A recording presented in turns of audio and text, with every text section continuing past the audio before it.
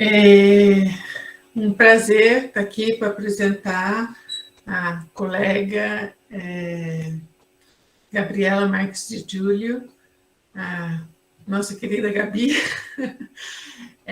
A Gabi é professora associada do Departamento de Saúde Ambiental da Faculdade de Saúde Pública da USP, livre docente na área de saúde, ambiente e sociedade, bolsista produtividade CNPq, fez doutorado no Núcleo de Estudos e Pesquisas Ambientais e FISH da Unicamp, né, do programa Ambiente e Sociedade, da qual eu, a Simone e Julie fazemos parte. Então, é de lá que a gente conhece a Gabriela, que foi uma excelente aluna, né?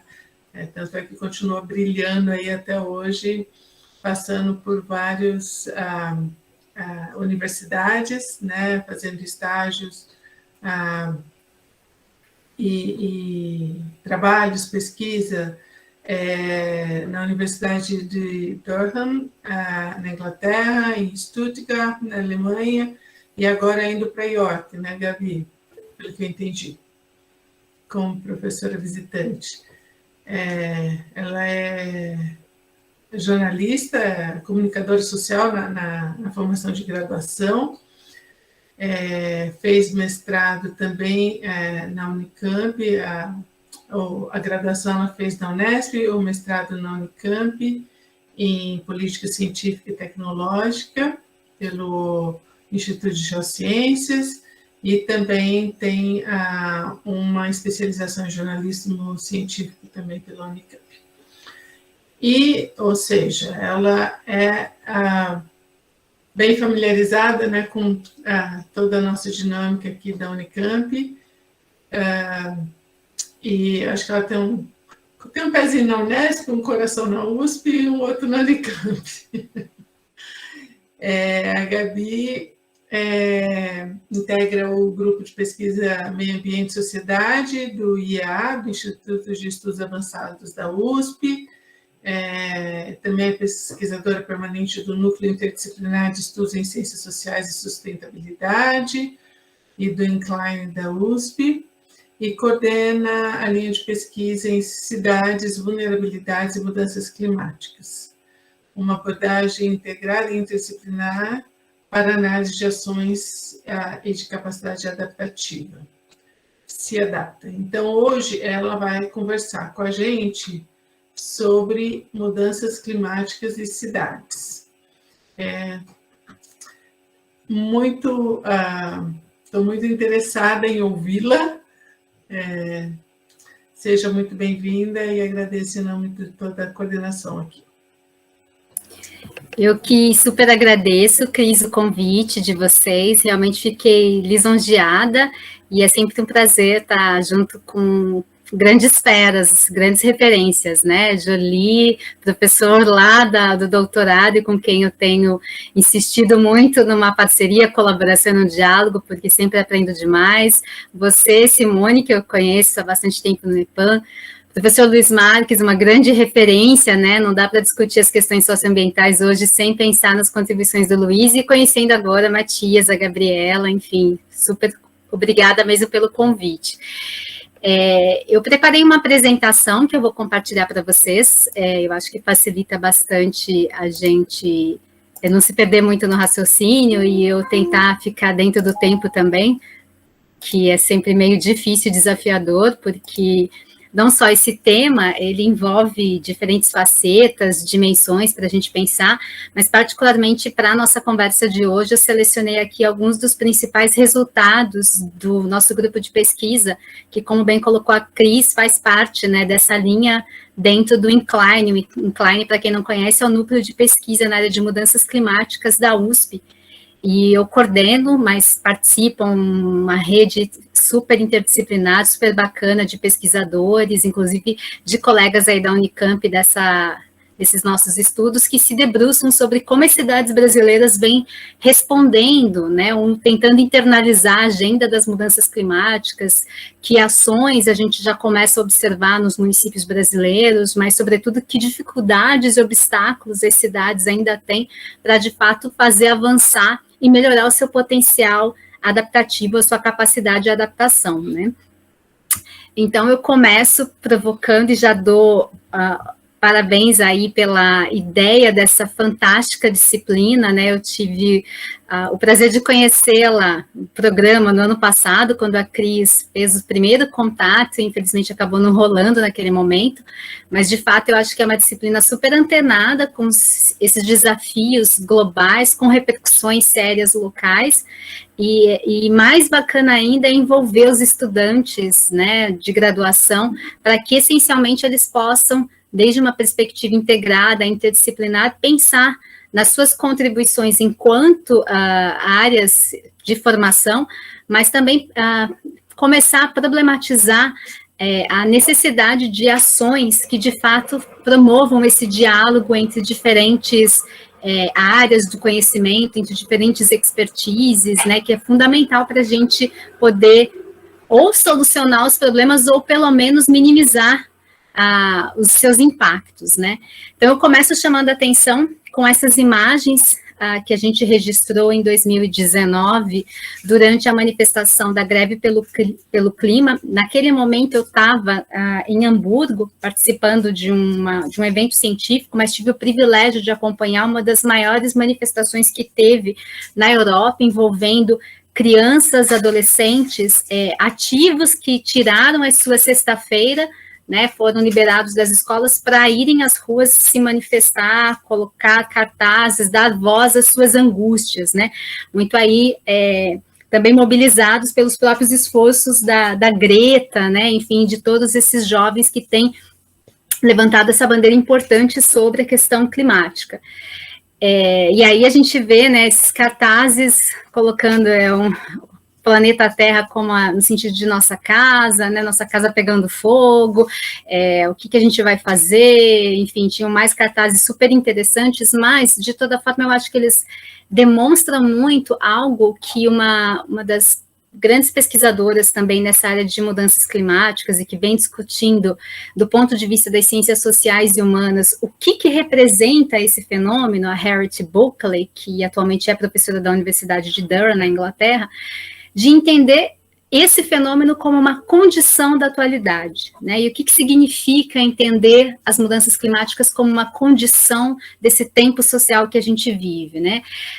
Passa principalmente pela compreensão de que os impactos das mudanças climáticas vêm agravando com bastante força, como a gente vem observando nos últimos anos, as contradições que já marcam as nossas sociedades contemporâneas, né? A gente está falando de sociedades bastante desiguais, né?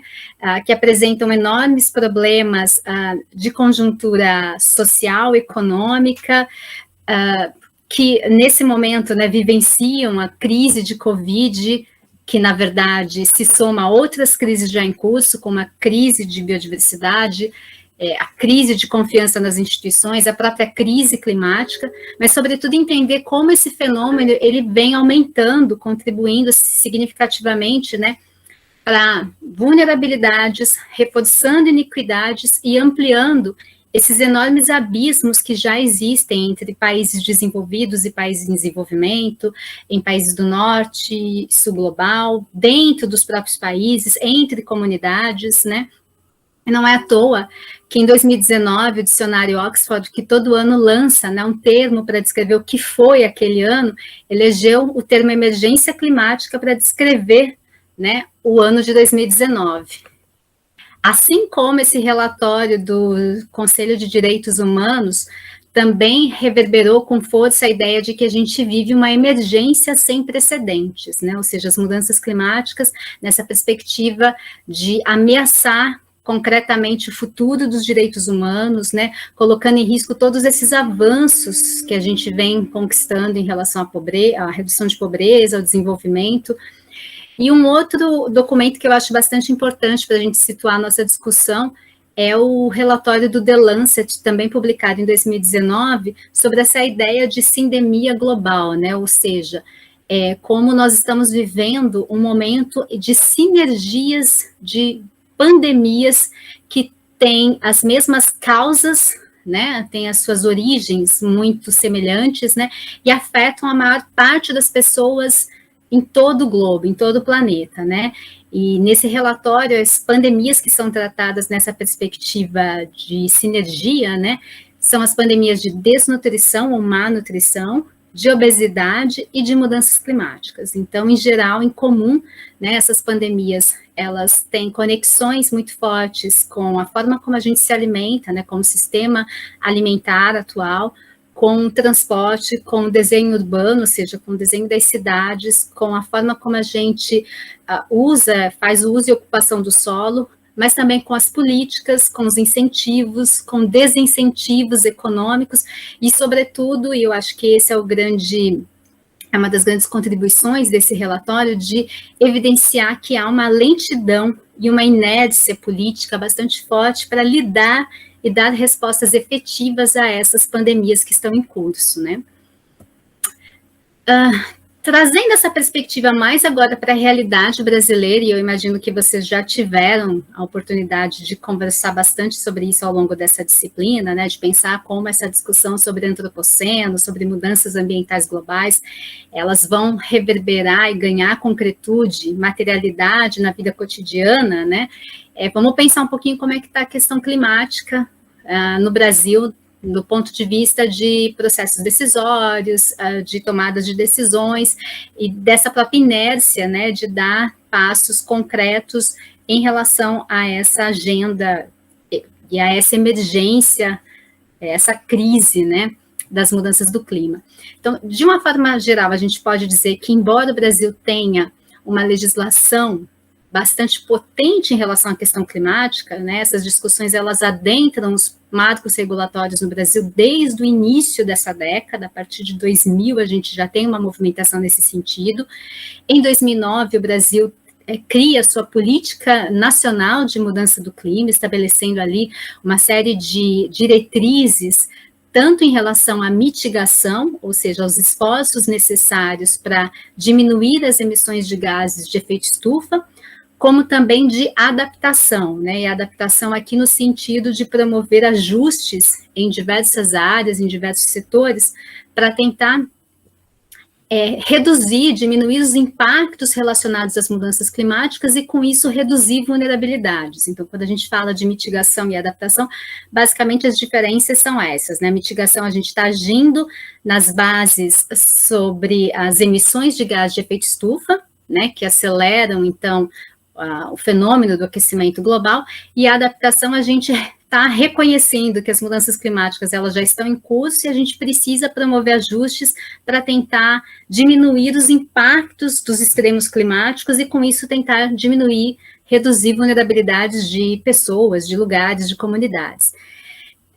Em 2016, o Brasil lançou o seu Plano Nacional de Adaptação, também com uma série de diretrizes bastante importantes para diversos setores que devem ser cumpridos em todos os níveis de governo, ou seja, governo federal, estadual e nos municípios, chamando bastante atenção para o papel das cidades nessa discussão sobre a adaptação, nessa agenda adaptativa, né? No próprio Acordo de Paris, celebrado em 2015, o Brasil também coloca metas bastante ambiciosas, né, de redução das emissões de gás de efeito estufa, né, é signatário daquela Agenda 2030 da ONU, que estabelece entre os seus 17 ODSs um específico sobre as mudanças climáticas, mas embora exista esses marcos regulatórios importantes, a gente pode assumir com muita tranquilidade, infelizmente, que o Brasil ainda cumpre um papel muito conservador na questão climática, né? Sobretudo quando a gente considera essa enorme resistência do governo federal atual para as questões ambientais em geral, né?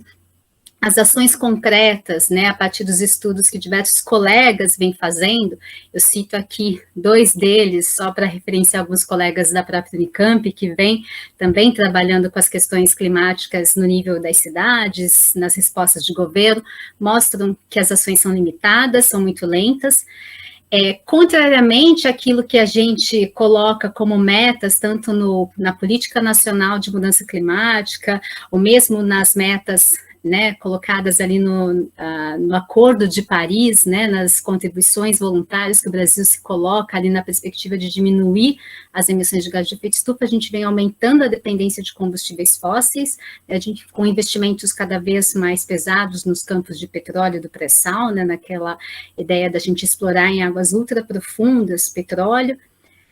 Nos últimos anos fica muito claro, né, e aqui Jolie, Simone e Cris são grandes referências, né, para a gente pensar no abandono das políticas de controle do desmatamento e o impacto que isso tem, né, na conservação de biodiversidade, na questão dos serviços ecossistêmicos, e a gente observa, infelizmente, um apoio político cada vez maior às chamadas práticas agrícolas predatórias, e eu reforço também, né, que entre as diversas ações do governo federal, uma bastante emblemática nessa discussão sobre a questão ambiental foi o veto da Presidência da República, né, dentro do plano plurianual que estabelece as diretrizes, metas para o Brasil nesse percurso de 2020 a 2023, que suprime os mecanismos de monitoramento e de avaliação dos objetivos do desenvolvimento sustentável, uma perspectiva, vamos assim dizer, de dizer não à Agenda 2030, né, e aqui eu trago o cartão da Laerte, né, para alguns de vocês talvez faça mais sentido, para os mais jovens talvez não, né, quando a gente ainda fazia ligação em telefone público usando a ficha,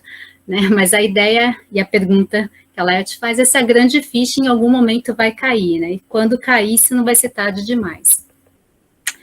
Dado esse panorama brasileiro, agora eu vou adentrar propriamente no assunto que a gente vai discutir, né, sobre cidades brasileiras, extremos climáticos, mudanças do clima e como é que as cidades vêm respondendo, tentando internalizar essas questões nas suas agendas, né. Eu vou passar muito rapidamente por esse slide, mas só para mostrar que existe, sim, uma potente, ampla bibliografia que vai discutir qual é o papel das cidades quando a gente pensa nesse fenômeno das mudanças climáticas, né, desde estudos que vão mostrar como os modos de vida urbanizado, né, a forma como as cidades, elas funcionam, né, particularmente nessa dobra entre os séculos 20 e 21, né, bastante dependentes de energia, né, bastante dependente de combustíveis fósseis, como esse modo de vida urbanizado faz das cidades, principalmente dos grandes centros urbanos, enormes responsáveis pelas altas fontes de emissão de gases de efeito estufa, né? Mas, ao mesmo tempo, tem uma bibliografia que vai apostar muito de que as cidades, embora elas sejam criadoras dos problemas que a gente lida atualmente, e quando eu digo cidade, eu estou me referindo a esse modo de vida urbanizado, as cidades também, né, têm ali uma potência de apresentar soluções para enfrentar as crises contemporâneas, né, e aí tem uma discussão muito interessante sobre essa perspectiva do global e local.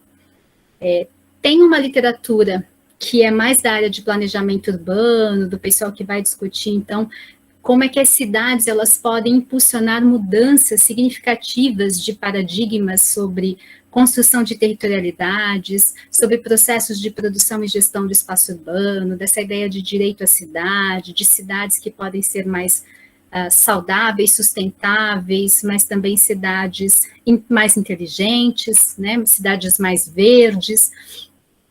Uma outra literatura que vai apostar na perspectiva de como as cidades elas podem experimentar no seu dia a dia novas tecnologias e novas soluções que podem endereçar problemas atuais, né, que afligem a maior parte dos grandes centros urbanos. A gente está pensando questões relacionadas à mobilidade, à habitação, mas também relacionada, por exemplo, à arborização, cobertura vegetal, a questão de infraestrutura verde, mas também de infraestrutura azul, né? A gente está, nesse momento, vivenciando, mais uma vez, um episódio crítico de crise hídrica, né, em diversos lugares aqui no Brasil, e como é que as cidades elas podem começar a testar novas tecnologias e soluções no sentido de minimizar os impactos desses problemas, né?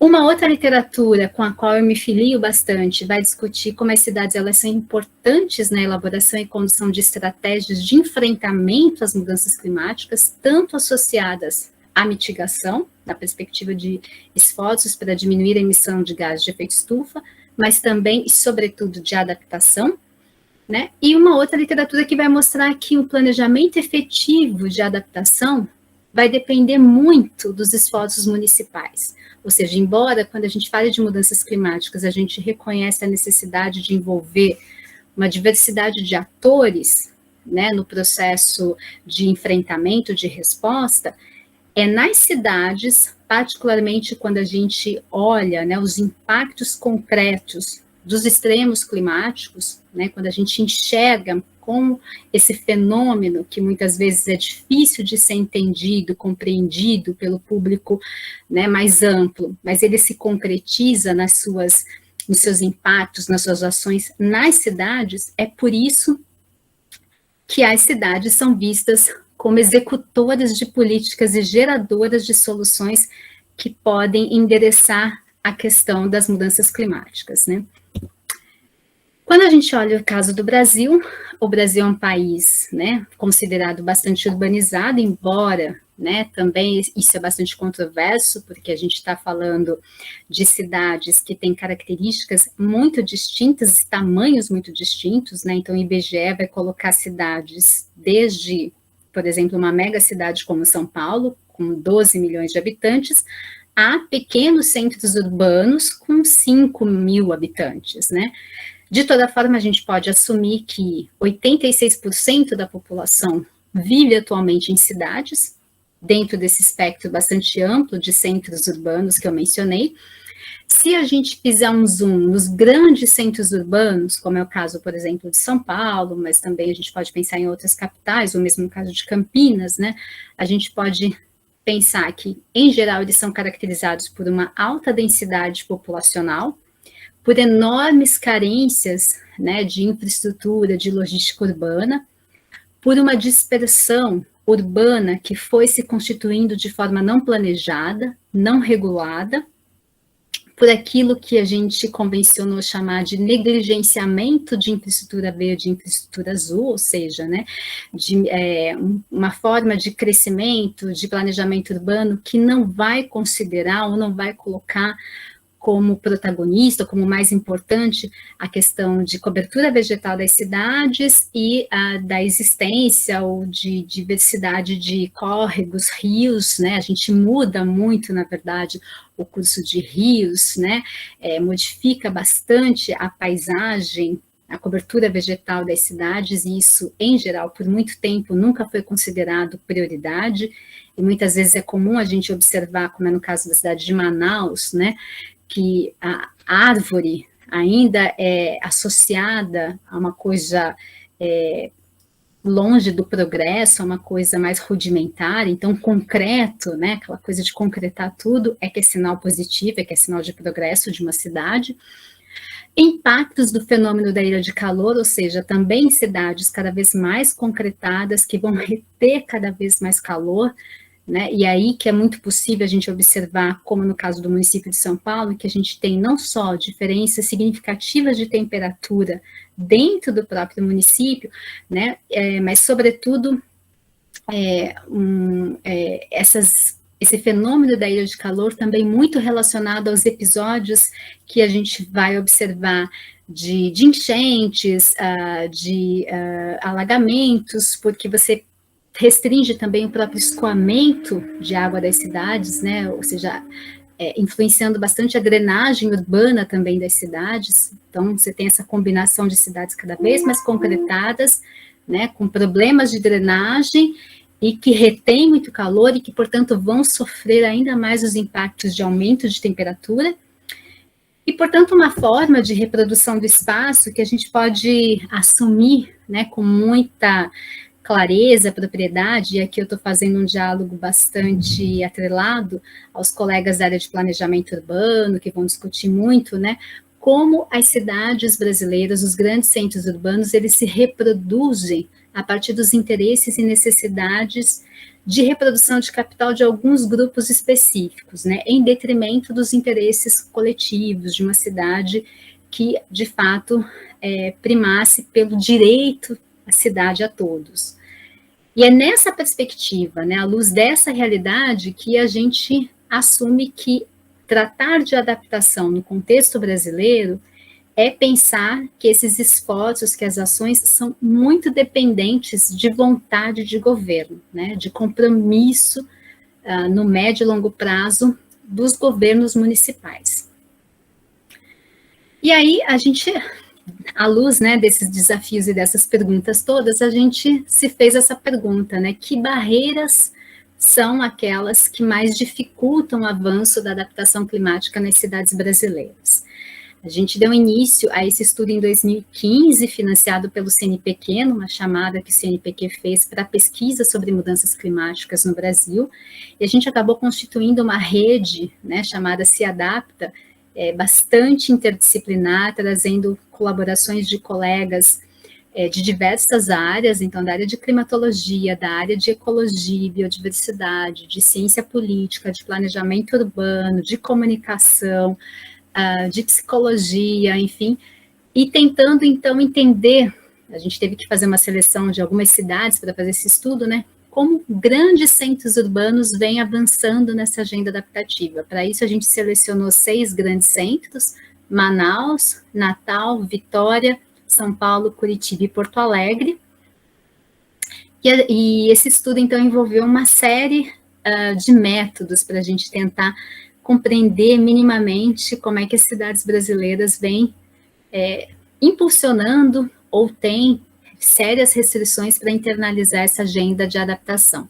A gente analisou documentos, desde legislações, marcos regulatórios, políticas públicas municipais, planos diretores dessas cidades. Os nossos colegas da área de climatologia fizeram uma ampla revisão de dados climáticos a partir dos modelos e projeções trazidos, né, para a região da América do Sul, com foco no Brasil, e tentando fazer zooms, né, para entender como essas projeções elas reverberam ou trazem perspectivas para esses centros urbanos. Fizemos muitas pesquisas de campo, entrevistas com atores institucionais, ou seja, com servidores, técnicos que atuam em diferentes secretarias municipais, pensando que a adaptação ela é bastante transversal. Então, diferentemente do que a maioria das pessoas tende a achar, que falar de clima, de adaptação, se restringe à secretaria, por exemplo, de meio ambiente, né, dentro dessa literatura com a qual a gente trabalha, a gente entende que tratar de adaptação vai, sim, permear ações da Secretaria de Meio Ambiente, mas também vai permear ações da Secretaria de Planejamento Urbano, Secretaria de Obras, de Infraestrutura, de Educação, de Saúde, de Habitação, Defesa Civil, enfim. Então, a gente tentou conversar com um espectro bem amplo de atores institucionais e fizemos uma série de workshops também com esses atores locais para discutir as questões relacionadas às mudanças climáticas. Então, aqui eu já apresento para vocês alguns desses resultados. Esse é um artigo que a gente publicou em 2019, então, se tiver interesse, depois eu também posso compartilhar com os professores para que eles coloquem para vocês o PDF. De toda forma, aqui eu trago só um slide para mostrar algumas dessas projeções que mostram, né, como as cidades elas vão sofrer, né, com aumento de temperatura, com aumento de precipitação anual. Para algumas cidades, inclusive, isso pode diminuir, né, a gente pode falar de aumento de precipitação para algumas, mas diminuição para outras, mas em comum, aumento de dias bastante secos, aumento de noites muito quentes, né, um decréscimo de dias e noites mais frias. E aí a gente fez conversando com a literatura, pensando nas nossas interações, né, a gente propôs um arcabouço para discutir que dimensões e que fatores interferem quando a gente fala de adaptação no contexto das cidades brasileiras, né? Então, a primeira dimensão que a gente entendeu como importante é o que a gente chama de fatores cognitivos, né? Ou seja, esses atores institucionais que atuam nessas diversas secretarias, eles estão cientes, percebem os riscos das mudanças climáticas, né? Qual é o grau de urgência, qual é o senso de urgência que eles têm em relação a esse fenômeno? Então, é isso que a gente chama de fatores cognitivos, né? Em termos de recursos, outra dimensão bastante importante quando a gente fala de adaptação, a disponibilidade de recursos humanos, de informação, de financiamento, de fundos orçamentários, né, para as ações adaptativas.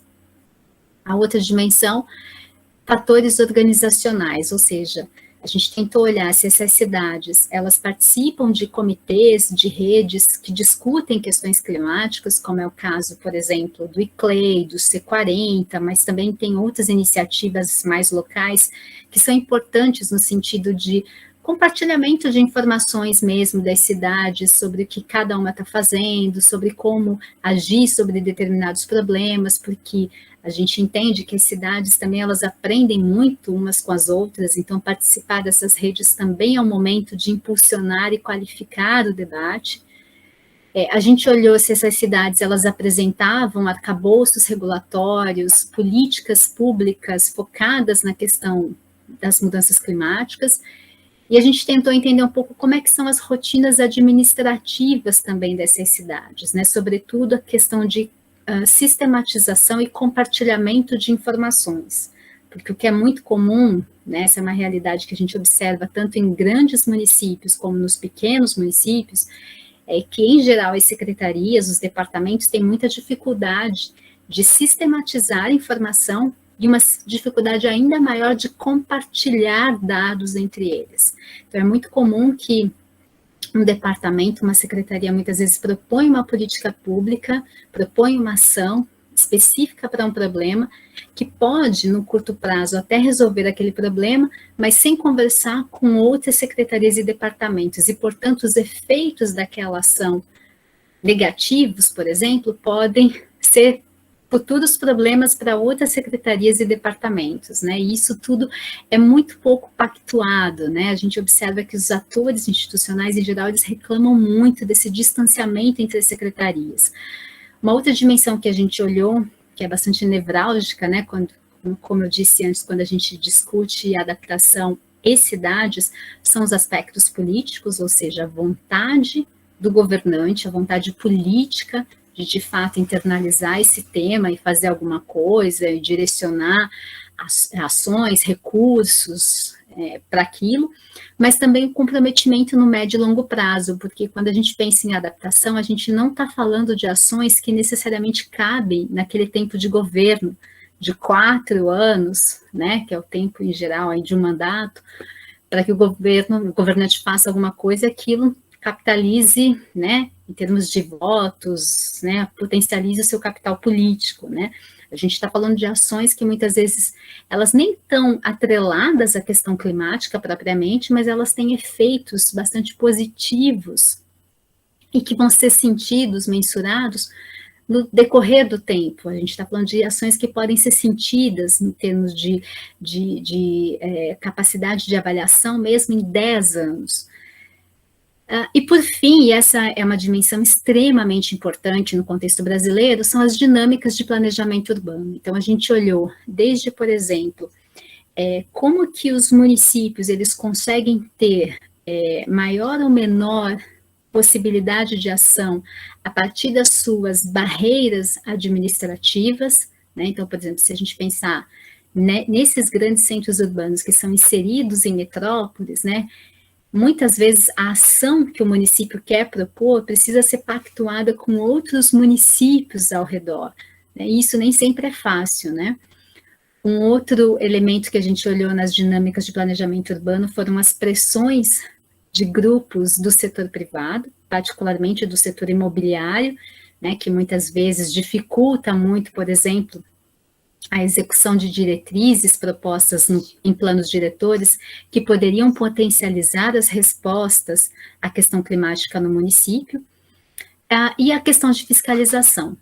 Então, quando a gente olha, né, o contexto brasileiro, e a gente tentou aqui, né, tentar fazer uma avaliação de qual é o impacto que cada um desses fatores, nessas dimensões, tinham para esses 6 grandes centros urbanos, os principais entraves observados neles, e que a gente pode extrapolar com muita tranquilidade para o contexto brasileiro, são vontade política, comprometimento político, as práticas e rotinas administrativas, que, como eu disse, né, é um problema enorme nos municípios brasileiros, esse descompasso que eu mencionei entre a escala das questões urbanas e a extensão de autoridade do governo local, pressões do setor privado, sobretudo, como eu disse, do mercado imobiliário, e uma fiscalização muito inadequada dos arcabouços regulatórios que existem, né? Então, ainda que esses elementos eles possam ser observados, né, em outras arenas ambientais,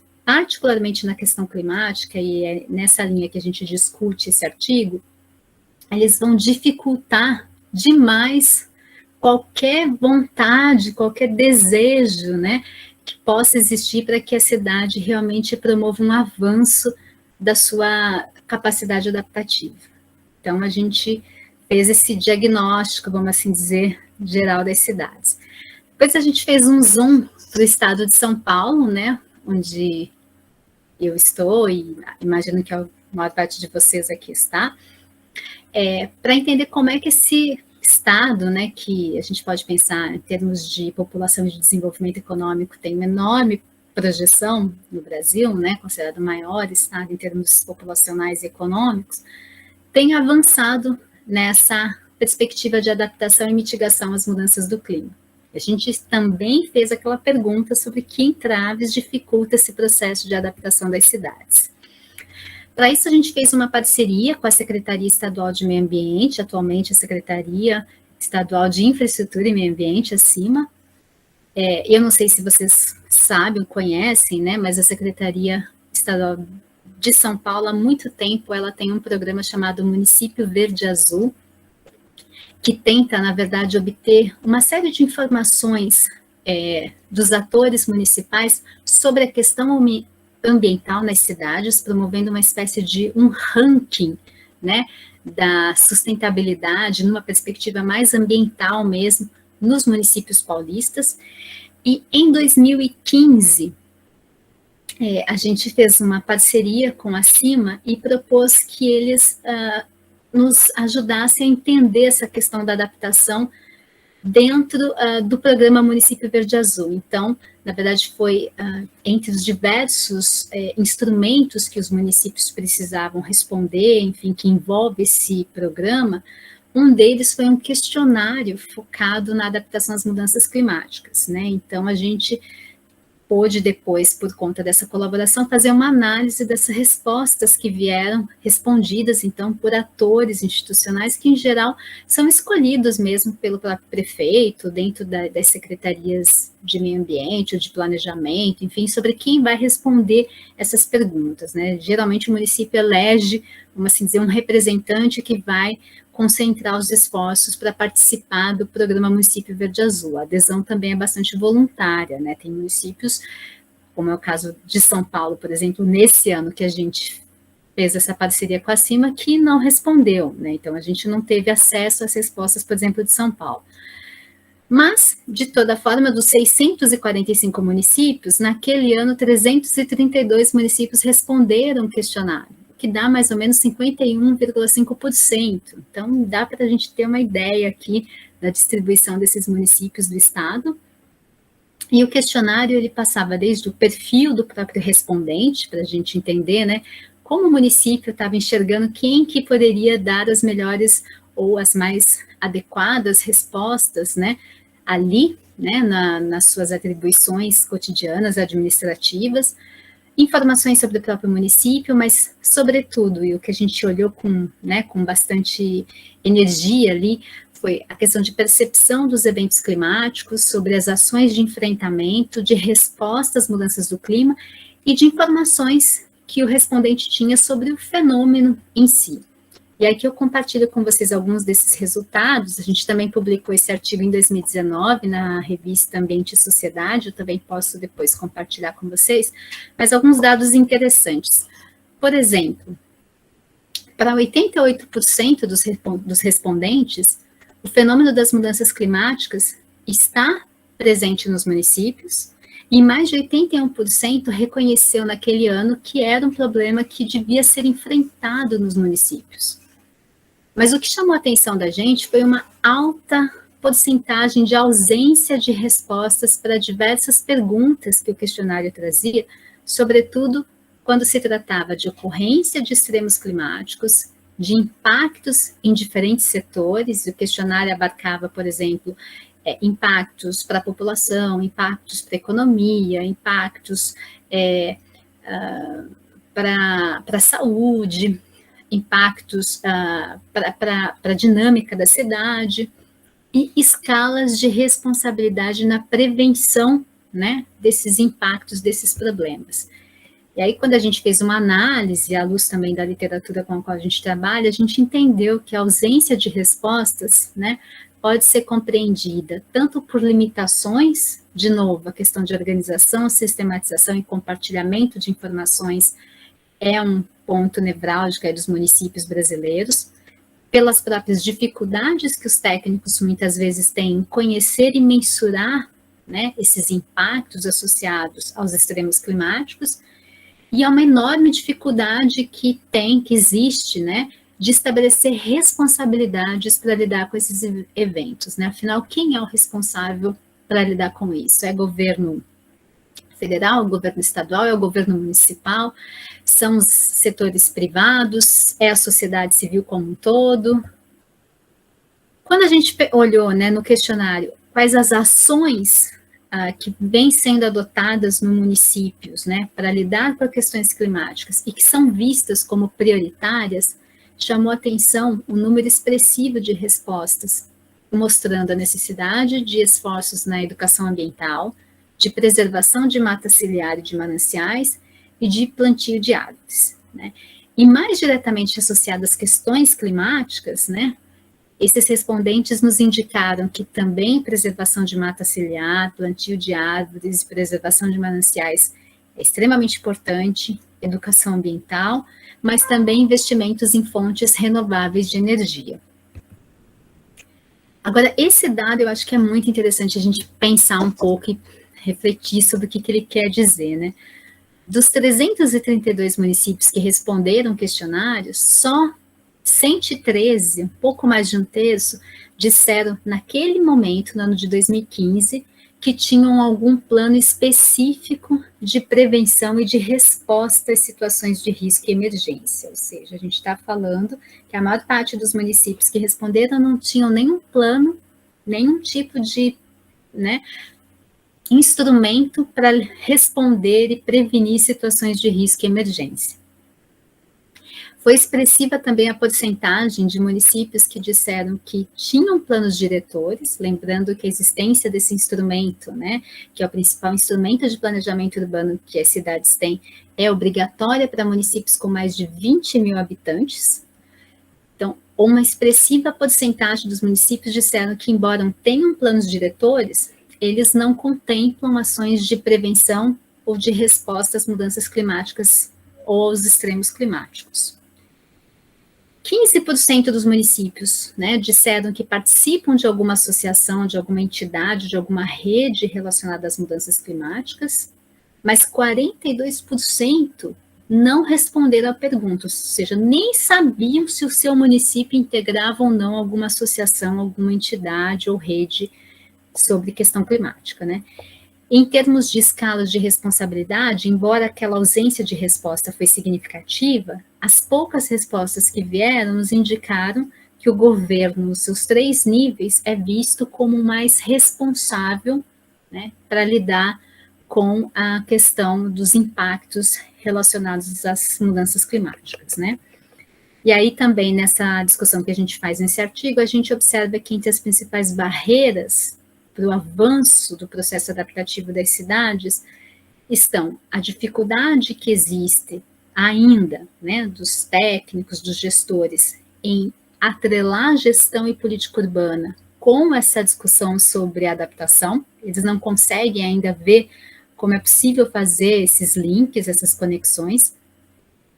Há uma ausência, uma ineficiência enorme nos municípios em relação a planos específicos de prevenção e de resposta aos extremos climáticos, e uma participação bastante limitada ou inexistente, né, dos municípios nessas redes que discutem as questões relacionadas às mudanças do clima.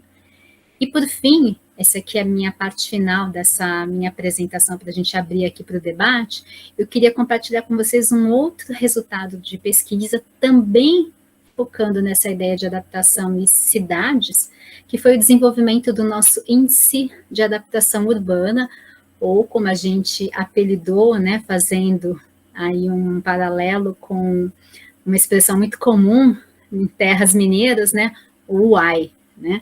Esse artigo foi publicado agora, em maio de 2021, e eu também posso depois compartilhar com vocês, se tiverem interesse.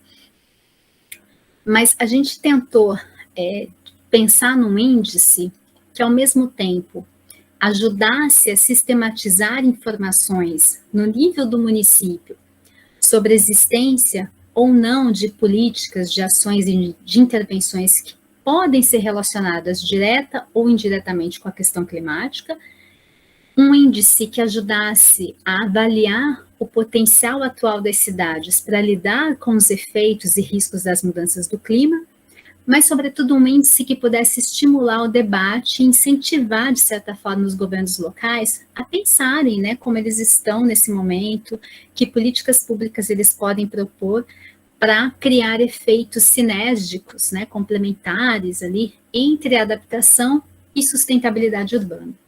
Então, esse índice, ele também é composto por 5 dimensões, por 26 indicadores, né, para pensar nesse índice, a gente leu muita coisa, né, checou disponibilidade de dados, porque esse é um enorme problema quando se trata de índice ou de indicador, é saber como é que a gente alimenta, né, esses indicadores depois, se eles vão ser possíveis de serem atualizados, e para isso a gente, no nosso caso, a gente se vale de dados censitários, particularmente da pesquisa Monique do IBGE, que é aquela pesquisa que vai se debruçar sobre os municípios brasileiros, que também tem suas limitações, porque, afinal de contas, é uma pesquisa que o município sinaliza se existe ou não determinadas políticas, práticas ou diretrizes que são perguntadas pelo IBGE. Mas esse era um dado que a gente tinha ali disponível, e apostando, né, nesse momento a gente já não consegue fazer essa aposta, né, de que regularmente, periodicamente, esses dados vão ser atualizados e que, portanto, seria possível acompanhar uma espécie de evolução dos municípios em relação ao índice, né? E um índice que fizesse sentido também para o contexto brasileiro. E a gente aplicou, então, esse índice, fizemos um primeiro teste, vamos assim dizer, de novo para os 645 municípios aqui de São Paulo. Então, eu só compartilho com vocês o que a gente pensou, né, enquanto dimensões e indicadores. A primeira dimensão foi de habitação, então, de novo, pensando que a adaptação é transversal, perpassa diferentes setores e requer ajustamentos em diversas ações, diretrizes, setores, para que o município possa antecipar, antever, né, possíveis impactos relacionados às mudanças do clima, e nessa tentativa de ajustes que ele faz, ele consegue reduzir impactos e vulnerabilidades. Então, por isso que a gente contempla essas dimensões no nosso índice, né? Então, a habitação é a primeira dimensão. Então, a gente perguntou, né? A gente olha ali se o município tem um plano municipal de habitação, se ele tem um conselho municipal de habitação e se ele tem um fundo municipal de habitação, né? Se ele tem uma diretriz, como essa diretriz é discutida e se ele executa, se tem recurso para executar essa diretriz, vamos assim dizer. A segunda dimensão é a mobilidade urbana. Então, a gente olhou se o município tem plano municipal de transporte, se ele conta com ônibus intramunicipal, intermunicipal, se existe ciclovia e bicicletário no município. A terceira dimensão é de agricultura sustentável. Então, a gente olhou se o município tem algum programa ou ação de estímulo à agricultura orgânica, agricultura familiar, hortas comunitárias, se existe algum programa ou alguma ação de prevenção contra problemas climáticos para o setor agrícola, para o setor de agricultura, se a prefeitura tem algum programa de estímulo para associativismo, né, associação de produtores, de cooperativas. A quarta dimensão, que é super importante, né, a dimensão de gestão ambiental. Então, a gente se pergunta ali, né, se o município tem um fundo municipal de meio ambiente, se ele tem um instrumento, né, relacionado a saneamento básico, a proteção, o controle ambiental, a poluição do ar, a proteção à biodiversidade, a adaptação e mitigação de mudança do clima, a questão de resíduos sólidos, ao pagamento por serviços ambientais.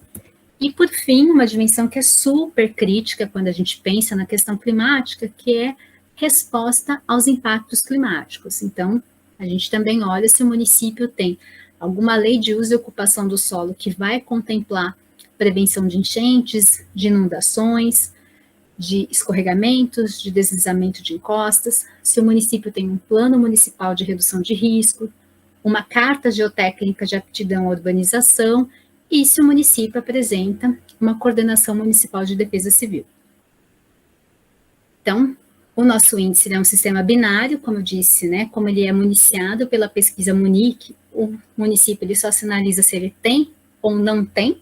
Então, a gente, na verdade, interpretou o sim como 1 e o não como um 0, né? A gente acabou fazendo aí um cálculo bem simples, uma média simples das pontuações dos indicadores por dimensão e depois das pontuações das dimensões, né? Estabelecendo, então, 5 faixas, né? A mais vermelha seria mais problemática, a mais verde seria melhor. Lembrando que o índice, o que ele olha, é o potencial, a capacidade que o município tem de enfrentar melhor, de se adaptar aos impactos das mudanças do clima.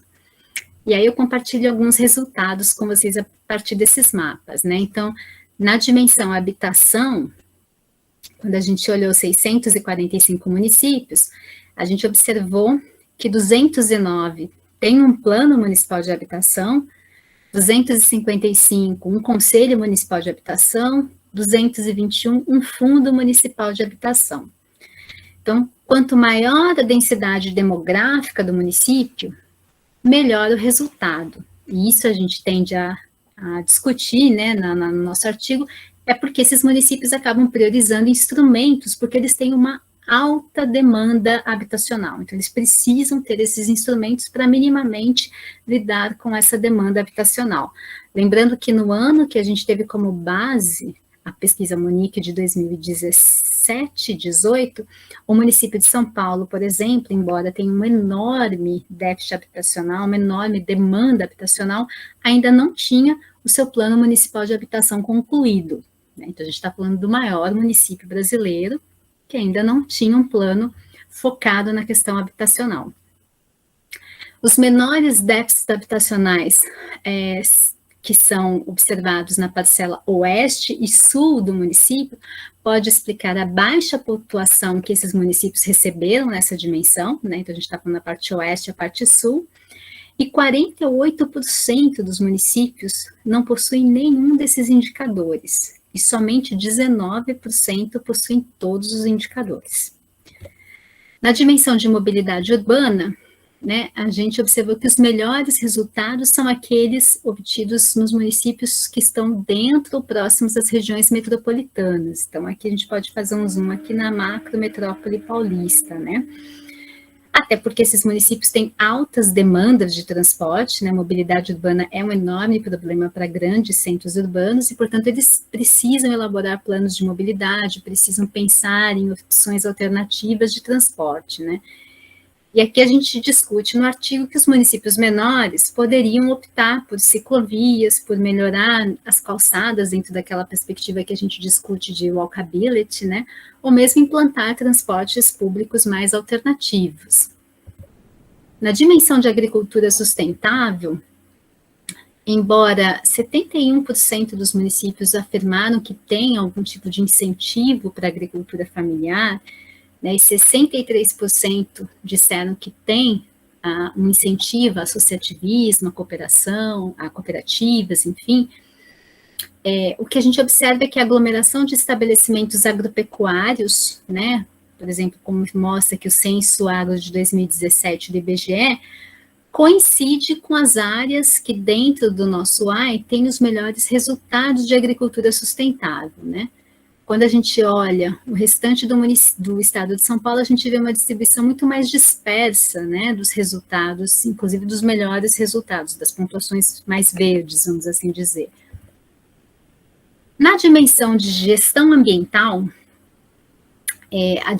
o indicador que mais somou foi o indicador de plano de gestão integrado de resíduos sólidos, ou seja, 76% dos municípios indicaram que contam com esse instrumento.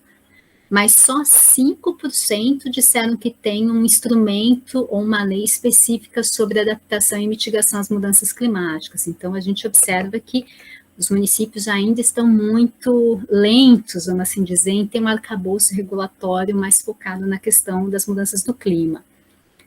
E só 7 municípios no estado disseram que tem todos os instrumentos que a gente olhou nessa dimensão aqui.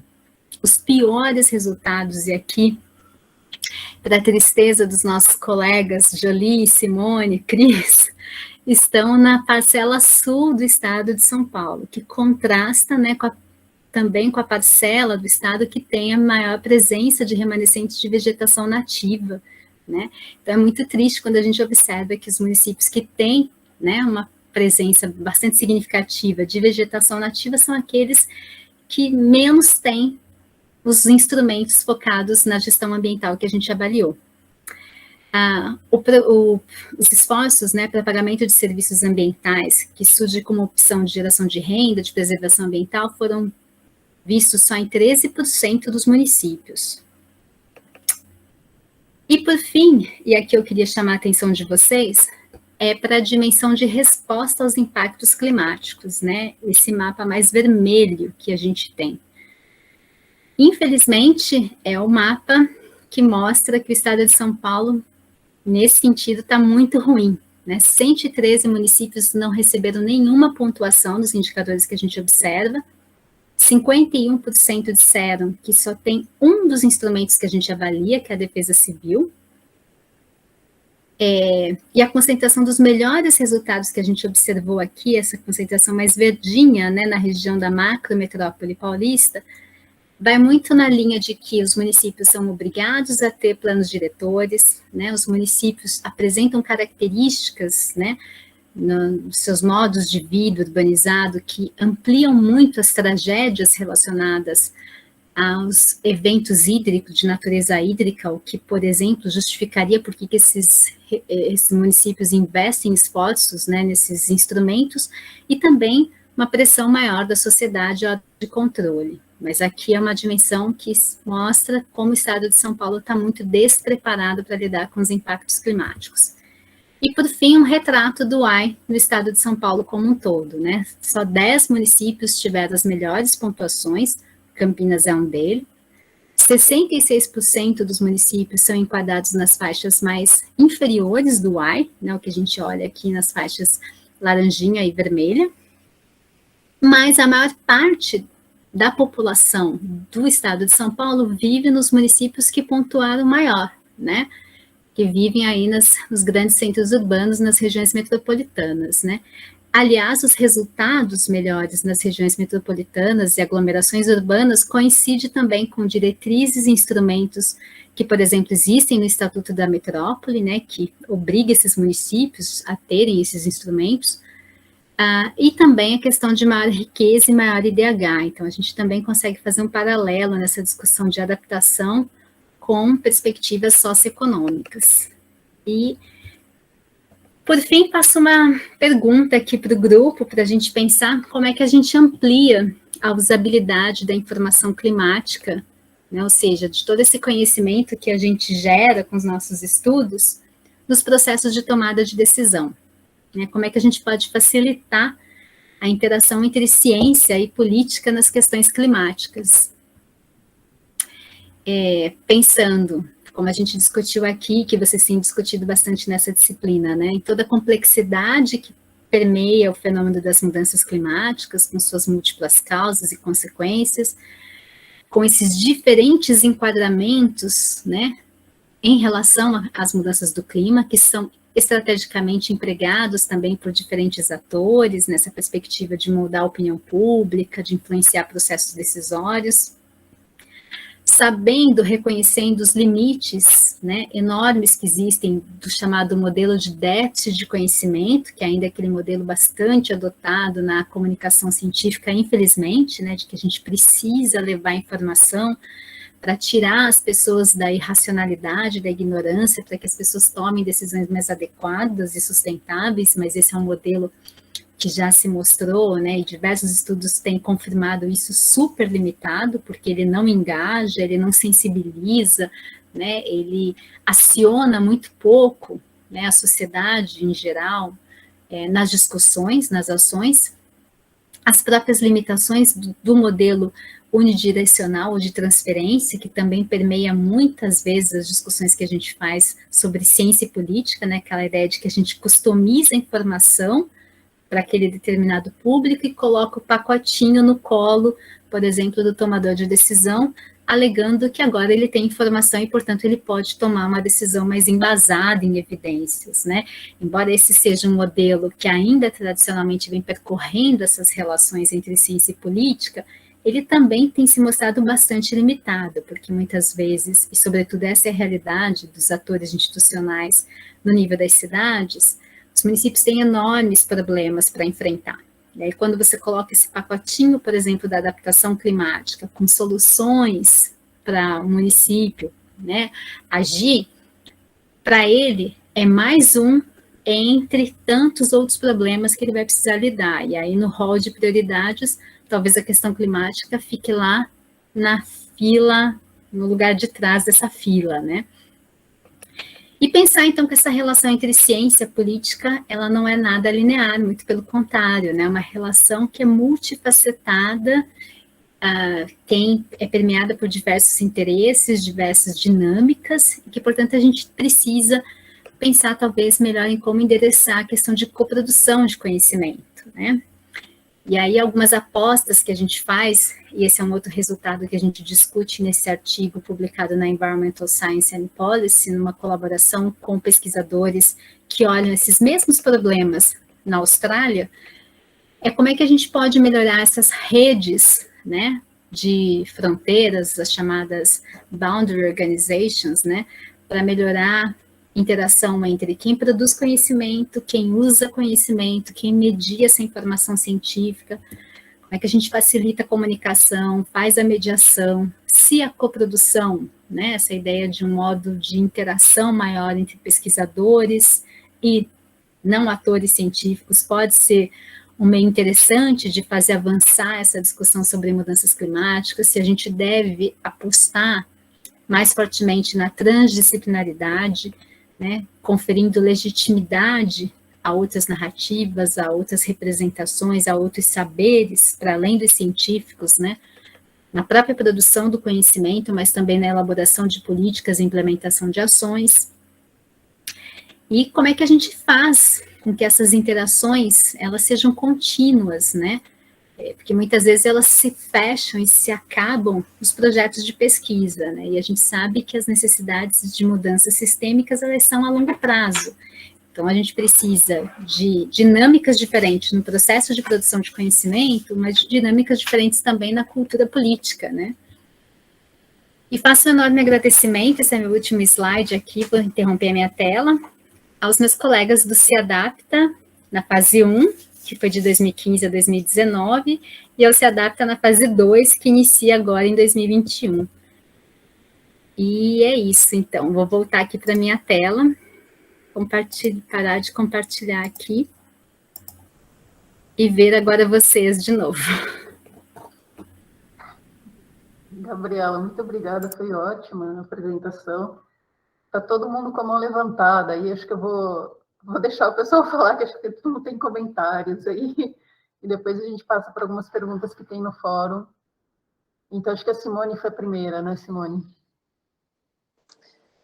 Gabi, muito obrigada pela tua apresentação. Foi muito legal ver o trabalho que você vem desenvolvendo e eu fiquei com uma questão, porque você mencionou o fato esse último trabalho, eu até estava procurando ele na internet para eu tentar ver os mapas, porque para mim, na minha tela estava pequenininho. Depois eu vou, se você puder mandar para a gente o material, eu agradeço. E aí você menciona que nós temos no sul do estado de São Paulo, você tinha os piores índices para as regiões onde tinha maior vegetação. Mas quando a gente olha para o nordeste do estado de São Paulo, onde está Caraguá e Ubatuba tem 85% do município coberto por floresta e os índices lá são bons. eu queria que você comentasse um pouco sobre isso. Pois é, Si, é uma ótima pergunta e acho que é uma grande limitação do nosso índice, que a gente discute no artigo, a gente reconhece e a gente fica se perguntando que outros indicadores a gente poderia trazer para não mascarar algumas realidades, como é o caso que você coloca, por exemplo, né? Quando a gente usa essa base censitária do IBGE, que é a pesquisa Munique, que eu mencionei, o que ela pergunta para os municípios? Se o município tem ou não tem.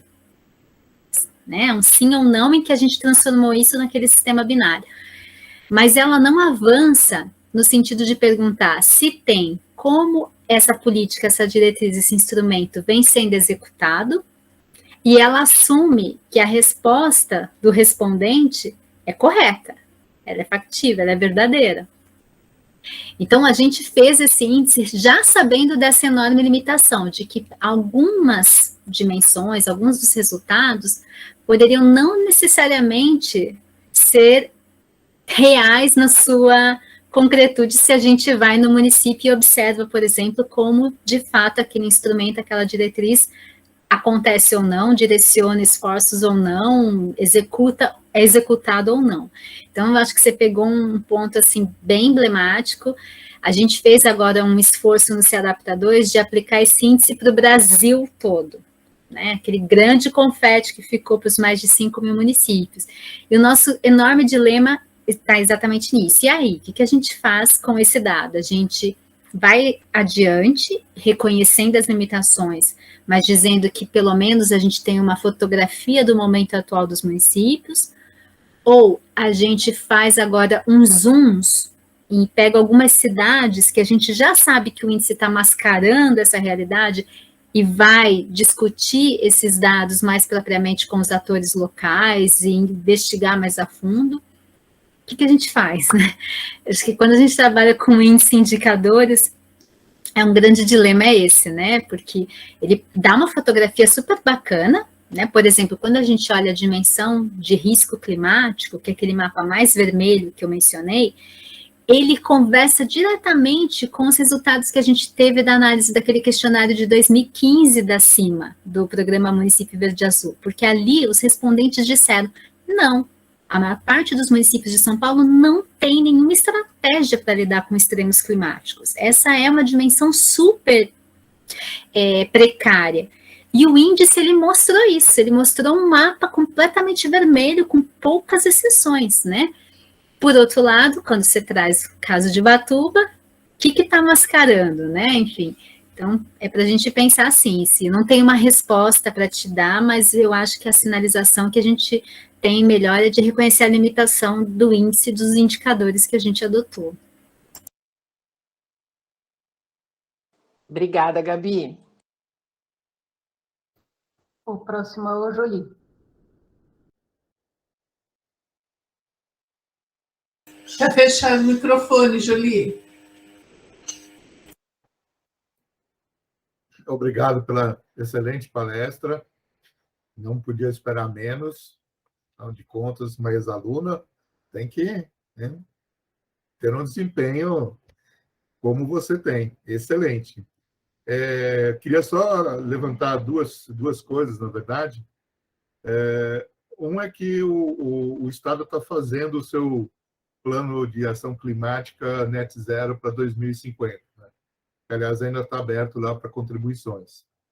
E hoje o governador assinou um programa chamado Refloresta, que pretende plantar 1,5 milhão de hectares de florestas nativas em todo o estado, cria uma série de incentivos de financiamento para isso, através de baixo financiamento do Banco Desenvolve São Paulo, mas ele não, em nenhum dos dois, ele prende isso à legislação, ele prende ao cumprimento para conseguir a regularização do seu programa de regularização ambiental. Quer dizer, em nenhum momento você fica sujeito a sanções, você pode ter, eventualmente, muitos benefícios. nesses levantamentos que você faz e você mostra pelos seus índices que os municípios que são os que mais, naquele mapa do Biota, mostram a necessidade de restauração, são os que vão aparecer em laranja ou vermelho no seu mapa final. Que políticas você acha que o governo podia adotar para melhorar um pouco esses índices rapidamente, porque a gente não tem mais muito tempo para o futuro. Não, perfeito, Julie. Eu acho que vou endereçar minha resposta. E primeiro, obrigada pelos elogios, né? Fico realmente muito, muito feliz aqui em te ouvir mais uma vez. Por 2 pontos. Primeiro, a gente está fazendo um esforço enorme de fazer uma discussão sobre esse índice e a sua aplicação no estado de São Paulo, junto aos colegas da CIMA. E a gente não conseguiu fazer isso até agora. A gente, na verdade, quando a gente terminou o nosso índice, a gente teve uma oficina com colegas da CIMA que estão trabalhando no zoneamento ecológico e econômico do estado, e isso foi super importante, inclusive até uma forma de validação do índice, né? E eu já chamo a atenção que o principal ponto que eles colocaram no sentido de acharem que o índice era potente era como a gente vinha trabalhando a adaptação numa perspectiva transversal, sem ficar somente preso a que a gente chama na discussão de capacidade específica, ou seja, sem olhar só os instrumentos que respondem diretamente aos impactos climáticos. Então, para eles foi super interessante, por exemplo, pensar que a habitação é uma dimensão importante no processo adaptativo, né? Que a agricultura sustentável faz todo sentido para pensar a adaptação. Mas a gente não conseguiu ainda engrenar um diálogo agora, nesse momento em que a gente sabe que esse plano de ação climática está sob consulta pública para discutir o nosso índice com eles, porque eu acho que seria uma oportunidade fantástica para a gente, no sentido de refinar o nosso índice, de ver onde a gente pode calibrar, mas também de pensar com eles como o índice pode ser útil para melhorar esse instrumento que está sendo gerado. Então, que mostra que muitas vezes nem sempre os nossos esforços, no sentido de querer fazer, né, esse conhecimento técnico-científico mais acessível e mais usado por aqueles que estão lá na ponta, tem sucesso. E a gente entende, porque eles têm uma série de limitações, inclusive de tempo, né, a gente também está num momento de pandemia, de crise, enfim, então, mas eu acho que esse é um ponto que eu gostaria de pensar aqui com vocês. Agora, olhando, por exemplo, algumas questões, Julie, que você me provoca, para o município de São Paulo, e eu orientei uma pesquisa de pós-doutoramento em que o pesquisador, o Adalberto Bach, ele faz uma análise sobre por que o plano diretor de São Paulo, que é considerado super inovador e muito afinado com as discussões de adaptação climática, o PDE de 2014, ele não vai adiante nas suas principais diretrizes, ele não tem sucesso na implementação das suas ações, né, e nesse momento já está em revisão novamente, né, e olhando assim, que barreiras são essas, que atores, que arenas são essas que dificultam, né, e ele vai nesse ponto que você coloca, se você não tem uma garantia de arcabouço normativo, regulatório, jurídico, do ponto de vista de que o município entenda que aquilo, ele precisa ser executado porque está na lei,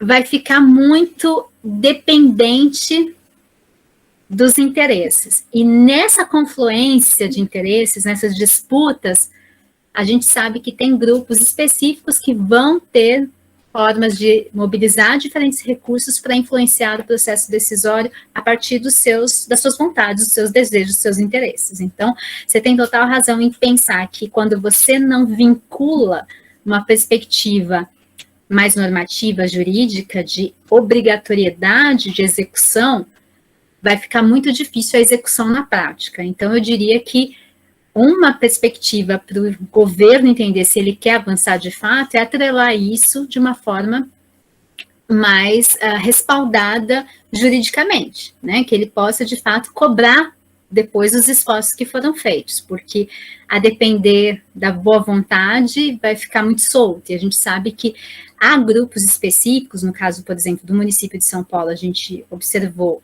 que o mercado imobiliário, as grandes empreendedoras têm muito poder nas diretrizes, na forma como elas se articulam e nos momentos estratégicos que elas fazem essas articulações para pressionar, atravancar, mudar completamente, né?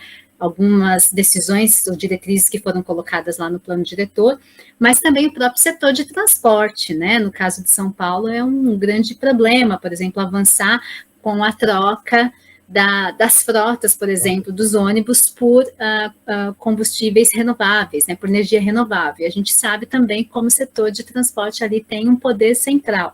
Então, acho que são 2 exemplos, Jolie, que eu trago dos nossos estudos do município de São Paulo que poderiam ser extrapolados para o âmbito do governo.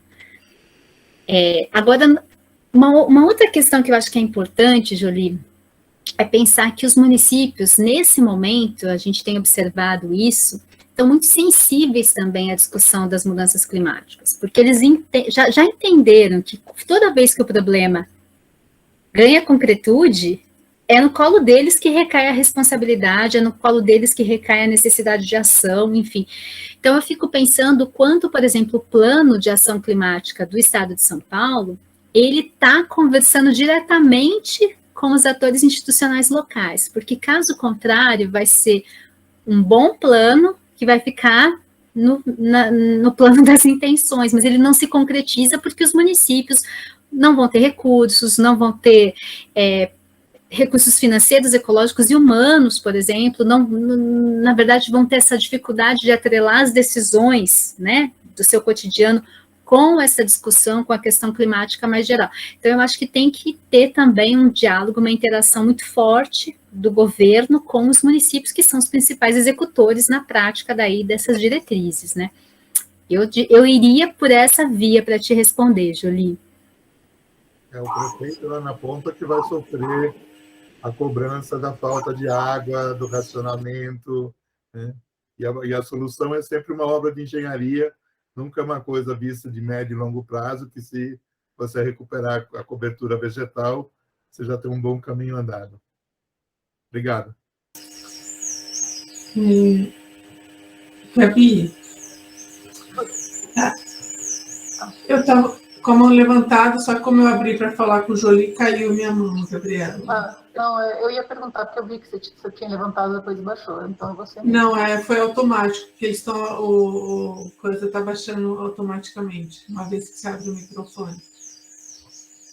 O Meet.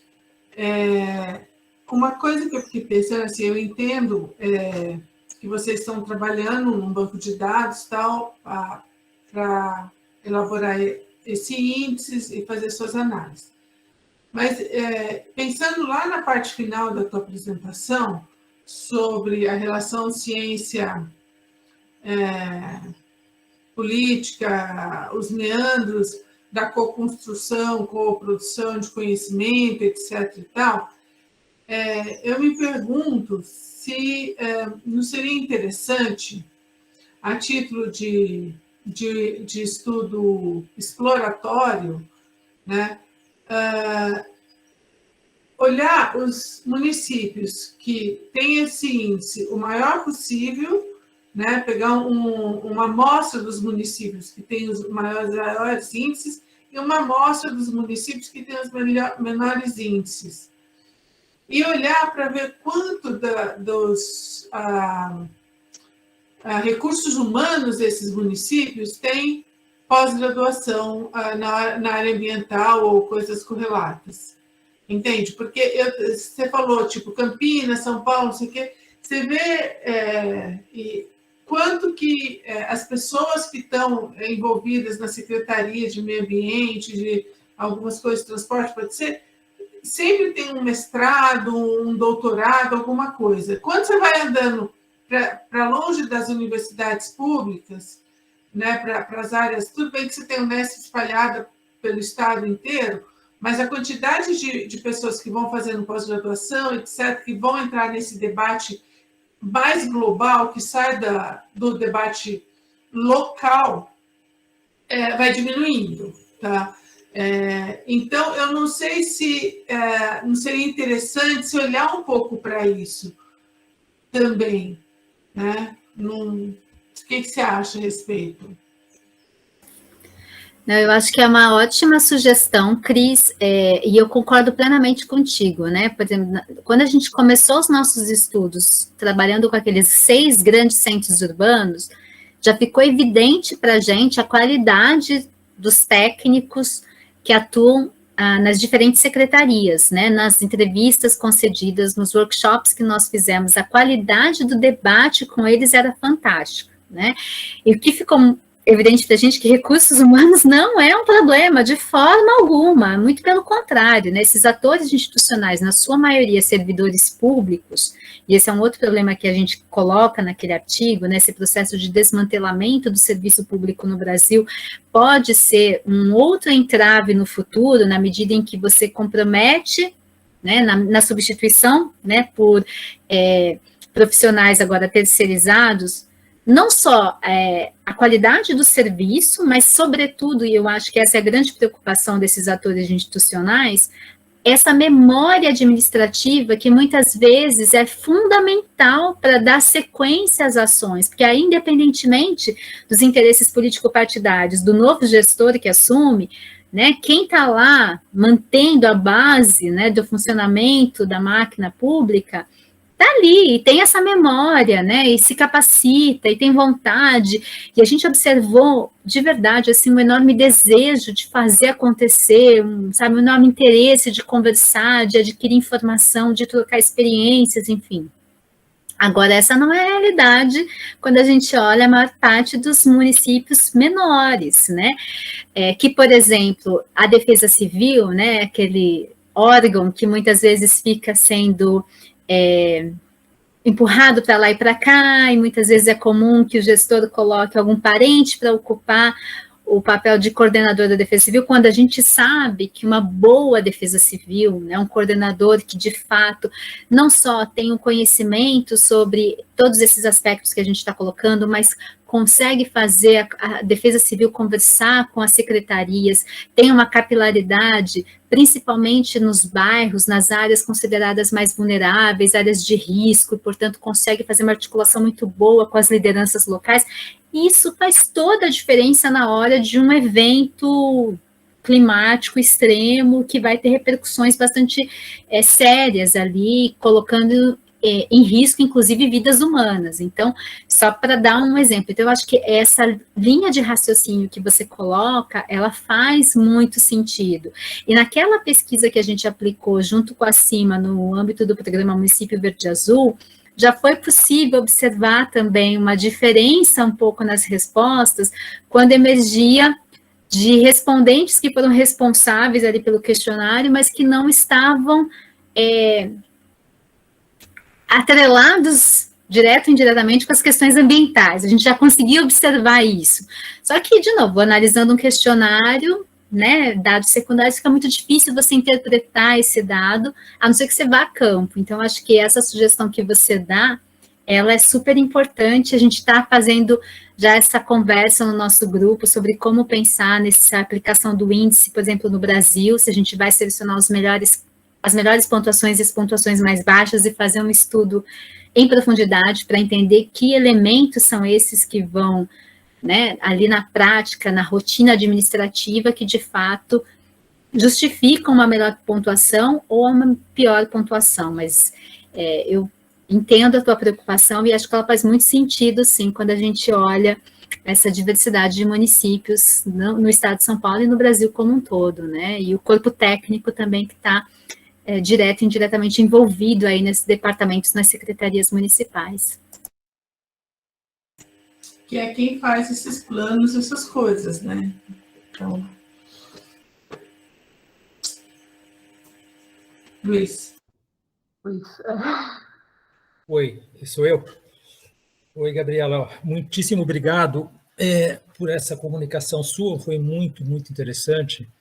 E eu suscitou algumas reflexões, algumas lembranças. Eu não sei se você está a par da existência de um projeto que se chama Inovação, Desenvolvimento e Resiliência nas Políticas Públicas em São Paulo, um mapa para os desafios entre 2020 e 2030. Um projeto que tem o apoio da Secretaria de Desenvolvimento Econômico de São Paulo. Econômico, Ciência, Tecnologia e Inovação do Estado de São Paulo. E a gente está fazendo, então, eu faço parte desse negócio aí, e a minha função é ficar falando que nós estamos em crise climática. Isso, basicamente, é isso.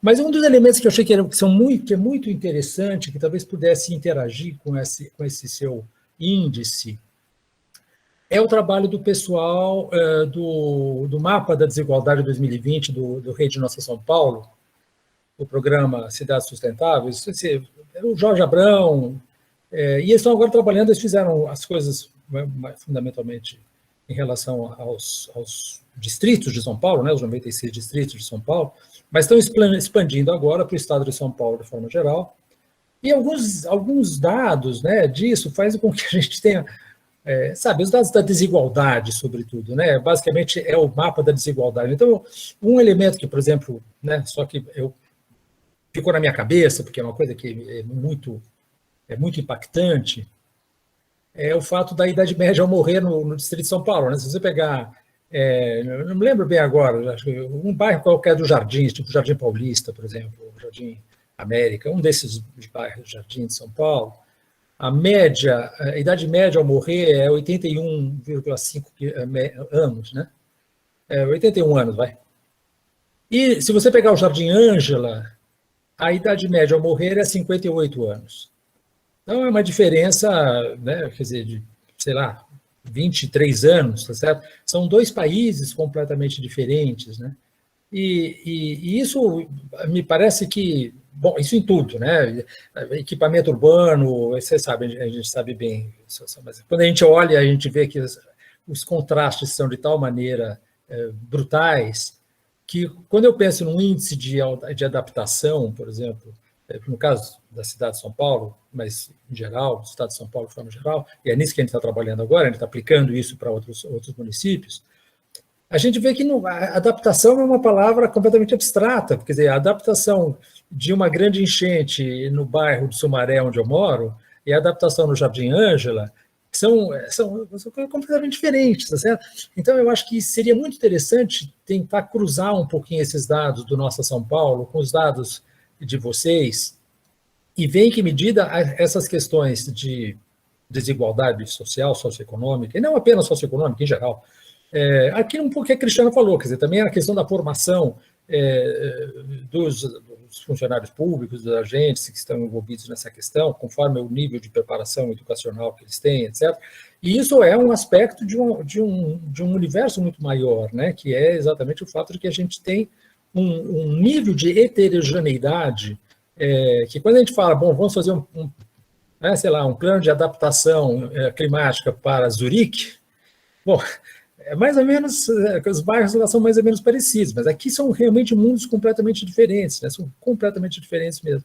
Então, eu acho que seria interessante trocar figurinha com o pessoal do Nossa São Paulo, não sei se vocês estão em contato com eles, talvez estiverem, já seria completamente obsoleto o que eu estou dizendo, mas se não estiverem, eu gostaria muito que vocês conversassem com o Jorge Abrão, com esse pessoal, o próprio Oded, que esteve aqui dando uma aula para a gente, ele faz parte disso aí também, o Oded Gragel, e aí acho que seria interessante fazer um cruzamento dessas experiências aí, porque eles estão fazendo exatamente a mesma coisa, estão fazendo um mapa da desigualdade, e no caso eu estou bisbilhotando lá para enfiar a questão climática lá dentro, entendeu?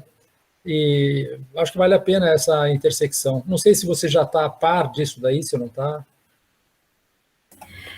Luiz, agradeço muitíssimo a sua sugestão. Eu tive já a oportunidade de conversar com alguns membros da Rede Nossa São Paulo, mas não propriamente sobre esse índice de desigualdade. Na verdade, os primeiros contatos que eu tive foi exatamente para a gente discutir como é que a questão climática vem sendo pensada pela sociedade civil, que esforços vêm sendo acionados e como essa questão está ou não presente, enfim. Então, foi uma interação muito bacana que a gente teve, mas já há algum tempo atrás. E um outro ponto que a gente tem buscado na nossa rede agora é fazer acoplamentos do nosso índice com outros índices para a gente avançar tanto numa perspectiva analítica de vulnerabilidade, por exemplo, porque a gente está ciente que o nosso índice ele mensura o potencial adaptativo na esfera institucional. É isso, só. Né? Ele dá um retrato, mas um retrato, como eu disse, cheio de limitações também, né? Com falhas ali. Então, que outros dados a gente poderia acoplar para fazer perguntas sobre vulnerabilidade, por exemplo, capacidade adaptativa, mas aí internalizando dimensões de risco, de vulnerabilidade e de adaptação.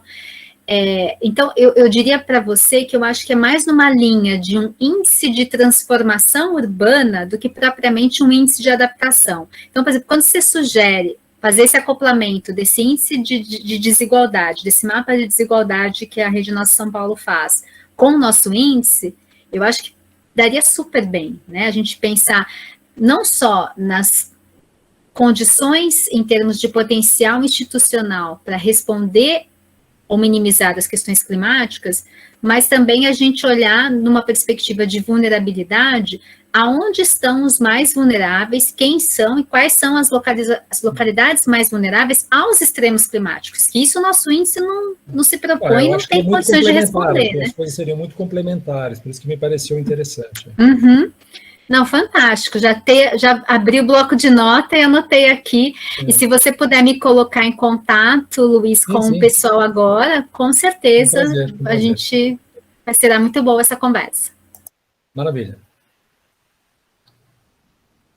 José Renato, você quer falar? Eu vi que você tem uma pergunta no fórum, então você já pode fazer a do fórum também. Boa tarde, muito obrigado, parabéns, professora Gabriela, muito interessante.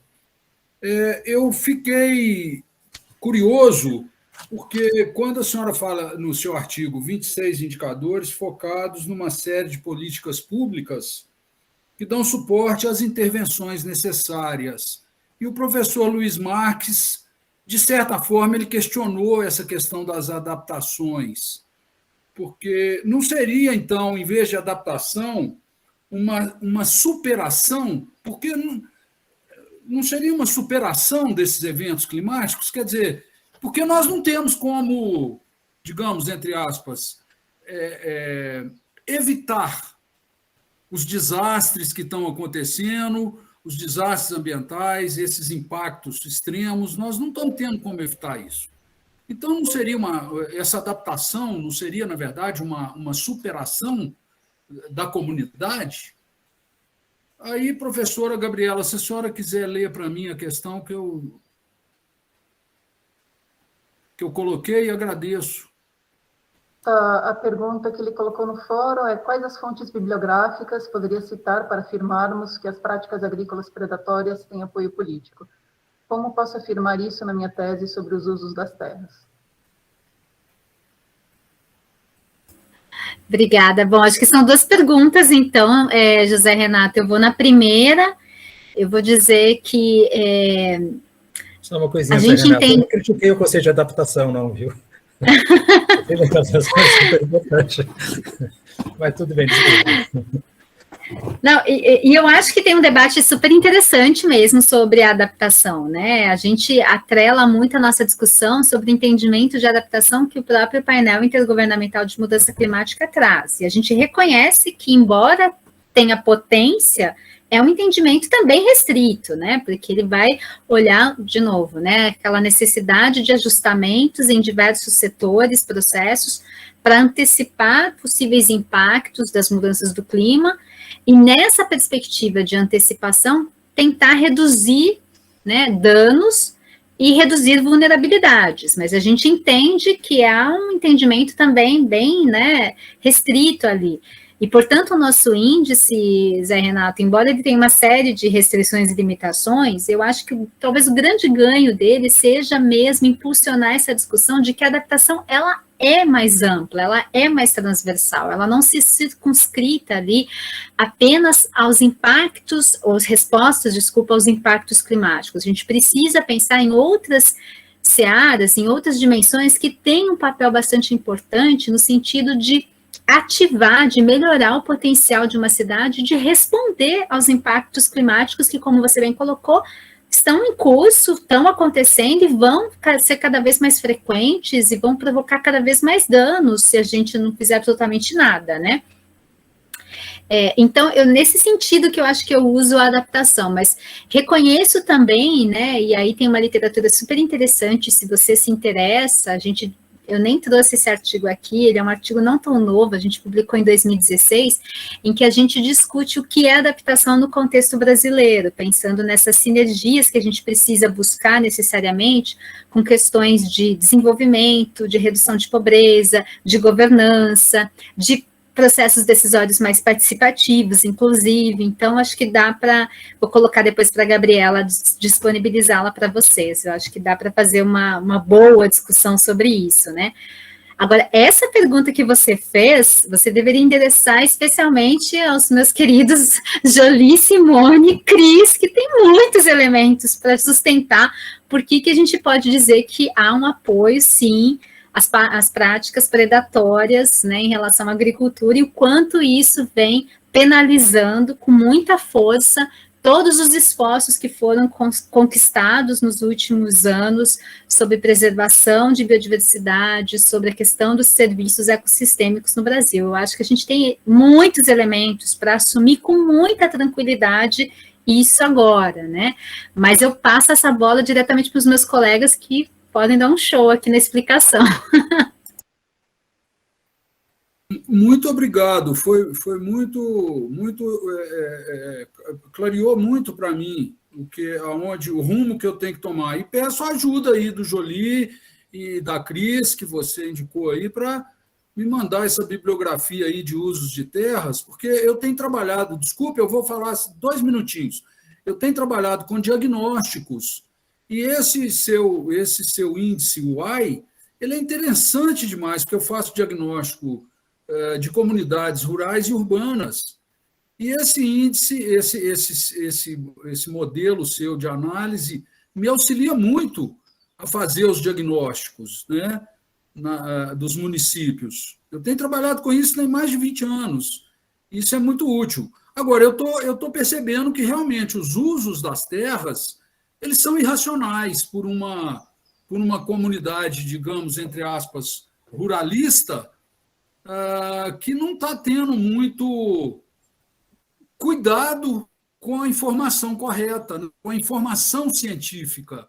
O que nós estamos vendo são 2 monolitos ideológicos que, de um lado, você poderia pôr a agroecologia e, do outro lado, o agronegócio.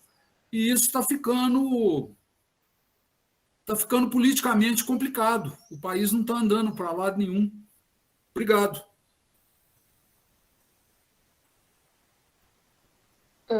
Gente, alguém vai querer comentar aqui?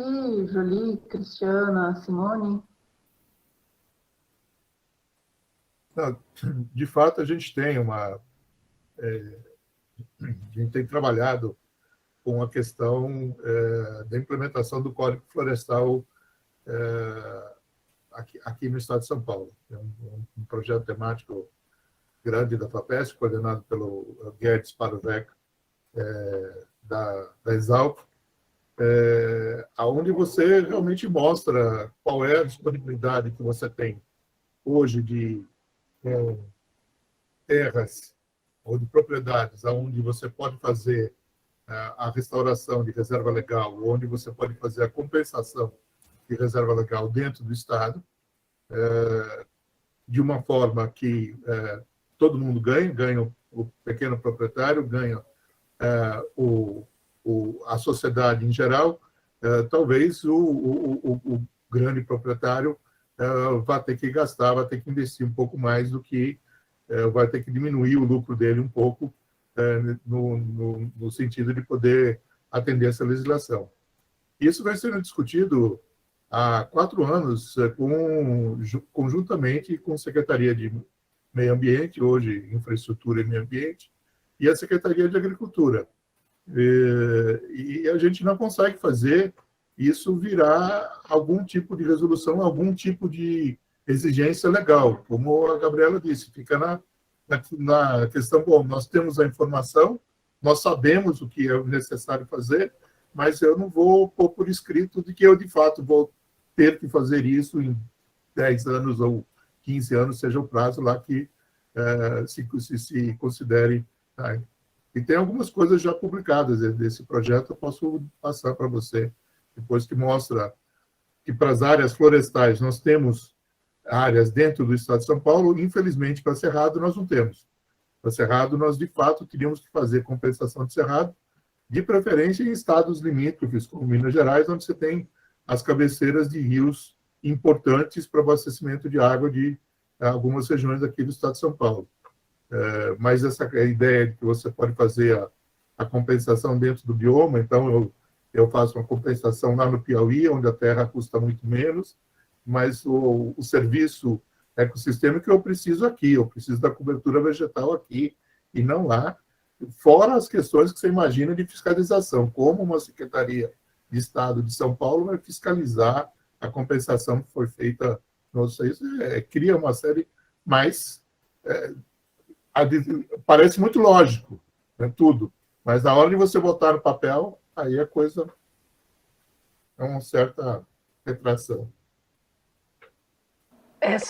Eu queria só comentar uma coisa, que a gente tem a tendência de achar sempre, né, que os grandes proprietários de terra estão fazendo tudo errado e os pequenos estão fazendo certo, e quando, na verdade, a gente tem gente fazendo errado em todos os lados e alguns poucos fazendo certo, tanto pequeno quanto grande, né? Tem vários grandes proprietários que estão cumprindo a legislação e fazendo até mais do que a legislação exige, e pequenos também. Mas a gente tem a maior parte dos pequenos, o que eu vejo é que, e isso está piorando a cada dia, né? Que a assistência técnica no Brasil foi acabando ao longo dos anos, né? Então, a CAT, por exemplo, está sucateada, acabou, enfim. E esses pequenos produtores, eles precisam muito de assistência técnica para poder fazer qualquer mudança nas suas práticas, né? Porque isso é uma coisa assim, antes ninguém ligava se não tinha floresta na beira do rio. Era uma coisa normal não ter. Hoje a gente sabe que isso faz muita diferença até para a própria produção dele. Mas ele precisa que alguém vá lá e que o ajude a pensar e a planejar a propriedade para que ele possa ter benefícios tanto de produção quanto ambientais.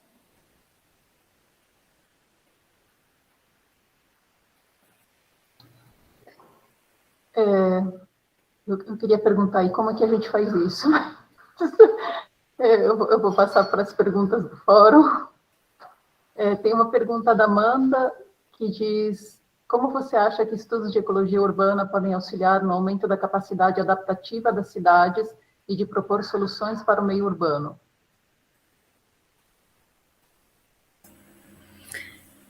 Amanda, com certeza, eu acho que podem e devem ajudar muito, né?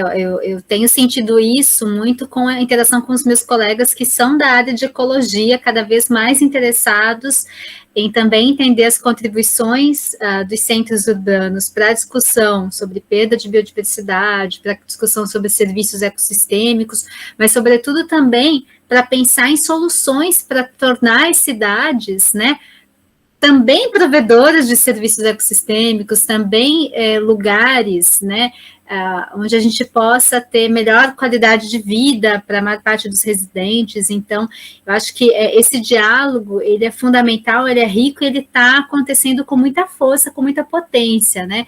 Por muito tempo não é...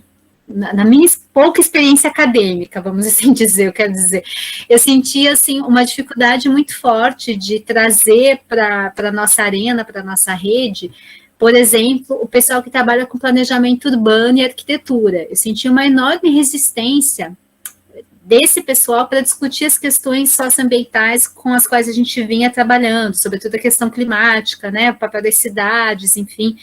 E eu senti uma certa resistência, talvez. E eu tenho observado que isso tem mudado bastante, né? Um claro exemplo disso foi a realização nessa semana, né? Está acontecendo o Fórum 21, que está sendo organizado pela FAO, pela Faculdade de Arquitetura e Urbanismo da USP, né? Em parceria aí com várias instituições para discutir o que seria a revisão do plano diretor do município de São Paulo. E uma das mesas, um dos GTs desse fórum, foi sobre mudanças climáticas, o que eu achei fantástico, então mostrando, né, que há sim um reconhecimento de que a gente precisa olhar para a questão climática com mais propriedade, com mais cuidado, na discussão sobre planejamento urbano, sobre diretrizes para que município de São Paulo a gente quer para o futuro. E uma outra mesa, essas duas eu estou citando porque foram as que eu acompanhei, enfim, porque alunos participaram das discussões sobre agricultura sustentável para a cidade de São Paulo. Então, é fantástico observar que há um reconhecimento cada vez maior de que a gente precisa trazer essas dimensões para pensar planejamento urbano e futuro dos municípios. Então, vejo com muito bons olhos essa interação, sim. Tem uma pergunta aqui da Silvia Mikami, Gabriela. A Silvia, ela é professora aqui também no Unicamp, da Faculdade de Engenharia Civil, Arquitetura e Urbanismo, e ela, inclusive, participou da disciplina no semestre passado. Então, ela diz assim: obrigada pela excelente aula, sobre a perspectiva da habitação como importante fator no processo adaptativo. Será que ter plano, conselho e fundo habitacional são suficientes? Você poderia apontar outros aspectos? A gente, obviamente, quando a gente pensou nesses indicadores e nessas dimensões, né, não só a disponibilidade de dados foi um elemento importante para a gente selecionar que indicadores fariam parte do índice, né, a atualização desses dados, mas também está em consonância com a literatura. E a gente assume que são os indicadores mínimos, vamos assim dizer, que cada uma dessas dimensões preconiza. É óbvio que a gente poderia estender para outros elementos que são considerados fundamentais, né? Mas que aí a gente não teria disponibilidade de dados, atualização de dados, enfim, então por isso que a gente se circunscreveu. Agora, só pensando nesses 3 pontos dessa discussão, pensando aí na pergunta que a Silvia coloca, né? Se a gente pensar, uma cidade minimamente ela precisa ter um plano municipal de habitação, porque ela não só precisa reconhecer e lidar com o déficit habitacional, com a demanda habitacional que ela tem, mas sobretudo ela precisa também entender aonde estão alocadas as pessoas que vivem em aglomerados subnormais, para usar, né, a terminologia do IBGE, para se retratar aí das ocupações informais, né, de baixa qualidade em termos de padrões construtivos, e que são muito propensas a sofrer os danos, os impactos dos extremos climáticos. Aonde estão alocadas essas pessoas, em que condições elas estão, né, qual é o percentual da populacional daquele município que vive nessas condições irregulares, informais ou bastante precárias. Então, se o município tiver um plano municipal de habitação em que ele conheça a realidade, ele vai poder intervir muito melhor para saber aonde ele pode concentrar os seus esforços de habitação de interesse social, por exemplo, né, aonde ele pode pensar em alocar comunidades, grupos sociais que estão vivendo em áreas de risco, mas também em áreas de preservação de mananciais, por exemplo, né? Enfim, como dimensionar isso na prática. E eu acho que o grande problema é que a maior parte dos municípios não tem esse plano municipal de habitação, né? Um conselho municipal no sentido de que as discussões sobre como executar na prática essas diretrizes, esse plano, elas vão ser feitas de uma forma mais participativa. É isso que a gente espera de um conselho municipal, né? Que hajam ali representantes de diversos setores, sobretudo representando os diferentes interesses da sociedade civil, que possam participar ativamente da decisão que vai ser tomada, né?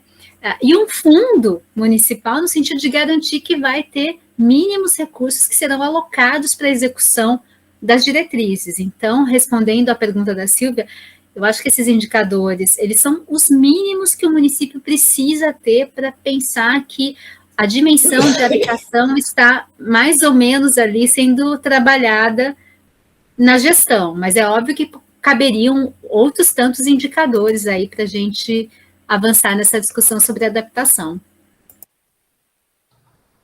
Gabriela, então vou fazer a última pergunta, que é minha.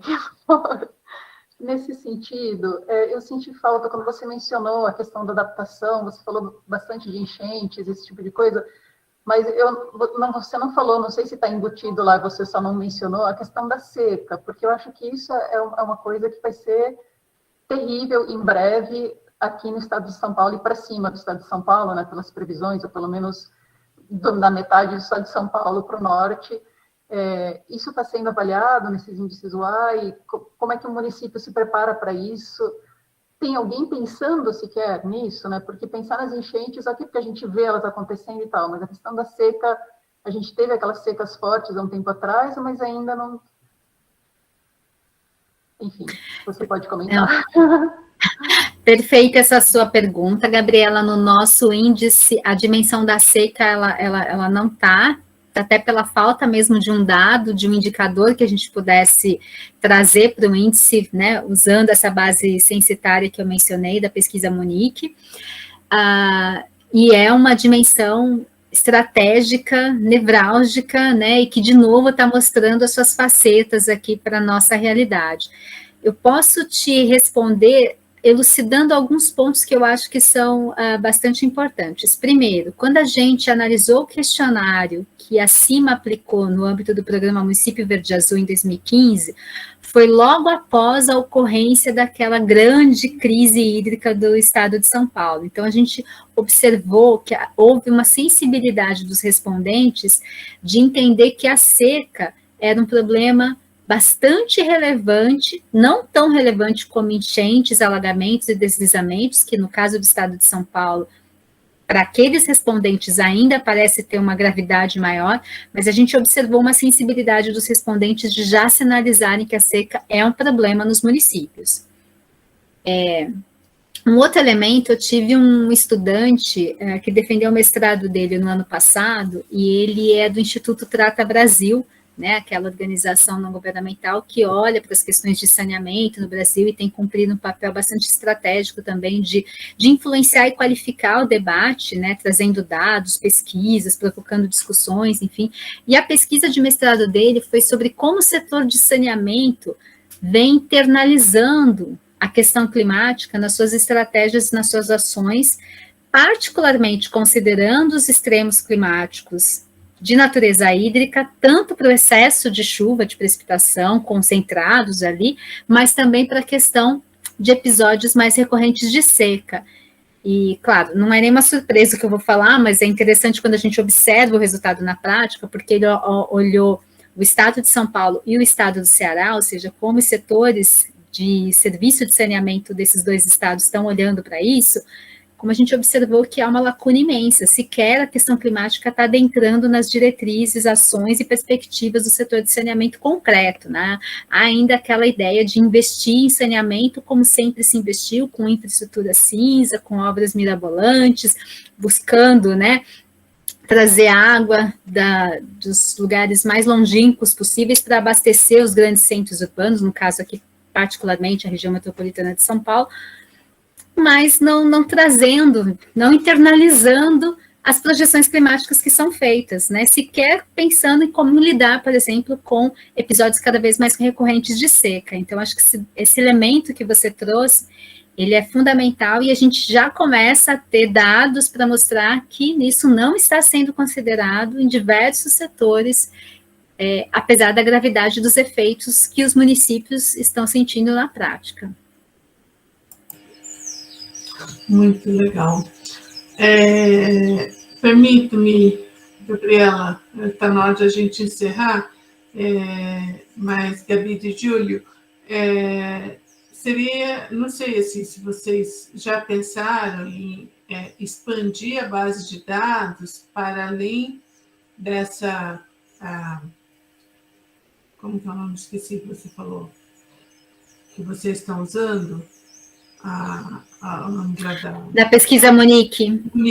Da pesquisa Monique, e tentar cruzar com dados ambientais, pensando aí nas secas, sei lá, da CETESB, pensando com mapa biomas, pensando em outras bases de dados que você consegue acesso em sobreposição municipal, para olhar outras variáveis ambientais, né, que possam cruzar aí com... Não sei, estou pensando aqui fora da caixinha, né? Não, Cris, é muito bom pensar fora da caixinha, a gente precisa também se permitir fazer isso, né? Eu acho que um primeiro elemento, uma oportunidade que a gente está tendo é de fazer uma colaboração com um professor da Universidade Federal de Rondônia. A gente teve até uma conversa com ele na semana passada, em que o pós-doc dele foi a elaboração de mapas de conforto térmico no estado de São Paulo. E aí ele olha dados de umidade, de temperatura, de radiação, e a gente está querendo sobrepor os dados do UAI, acoplar, né, com o índice de conforto térmico dele. Acho que é um primeiro exercício, né? O segundo exercício, aí muito puxado pelo próprio Davi Lapola, parceiro de vocês no NEPAM, é trazer mais propriamente essa dimensão de cobertura vegetal para pensar o ar. Então, a gente está fazendo esse exercício, Davi é parceiro nosso dentro do projeto, enfim. Então, acho que tem essa perspectiva assim, mas qualquer ideia, sugestão, super bem-vindo, assim, a gente está com esse projeto pelos próximos 3 anos, então o momento é esse mesmo. Querida, muito obrigada, viu? Foi ótima a aula, acho que Juliane quer falar, né? Tem como a senhora disponibilizar seu e-mail, se a gente quiser entrar em contato? Eu tenho alguns artigos meus que eu gostaria de enviar para a senhora me orientar. Senhora, desculpe, é força do hábito. José, pode me chamar de você, claro, e está aqui no chat, e peço para a Gabriela depois também passar para o pessoal. Muito obrigado, parabéns. Então, Cris, eu só queria agradecer de novo a palestra da Gabriela e lembrar que, além de todos os predicados da sua apresentação, a Gabriela também faz parte de um conjunto de cientistas chamado Ciência e Sociedade, que tem sistematicamente publicado, quando possível, em jornais de grande circulação, quando não possível, em Jornal da Ciência, em jornais mais da área ambiental, respostas a todas as decisões erradas que o governo vem tomando na área de ciência, educação e meio ambiente. Então, é uma grande colaboradora. Obrigado. Obrigada, Jolie. Obrigada mesmo. Obrigada, gente. Gabriela. Obrigada, Valeu. Valeu muito. Obrigada a vocês. Bom final de semana a todos. Aproveitem Bom final de Inglaterra. semana. York é linda.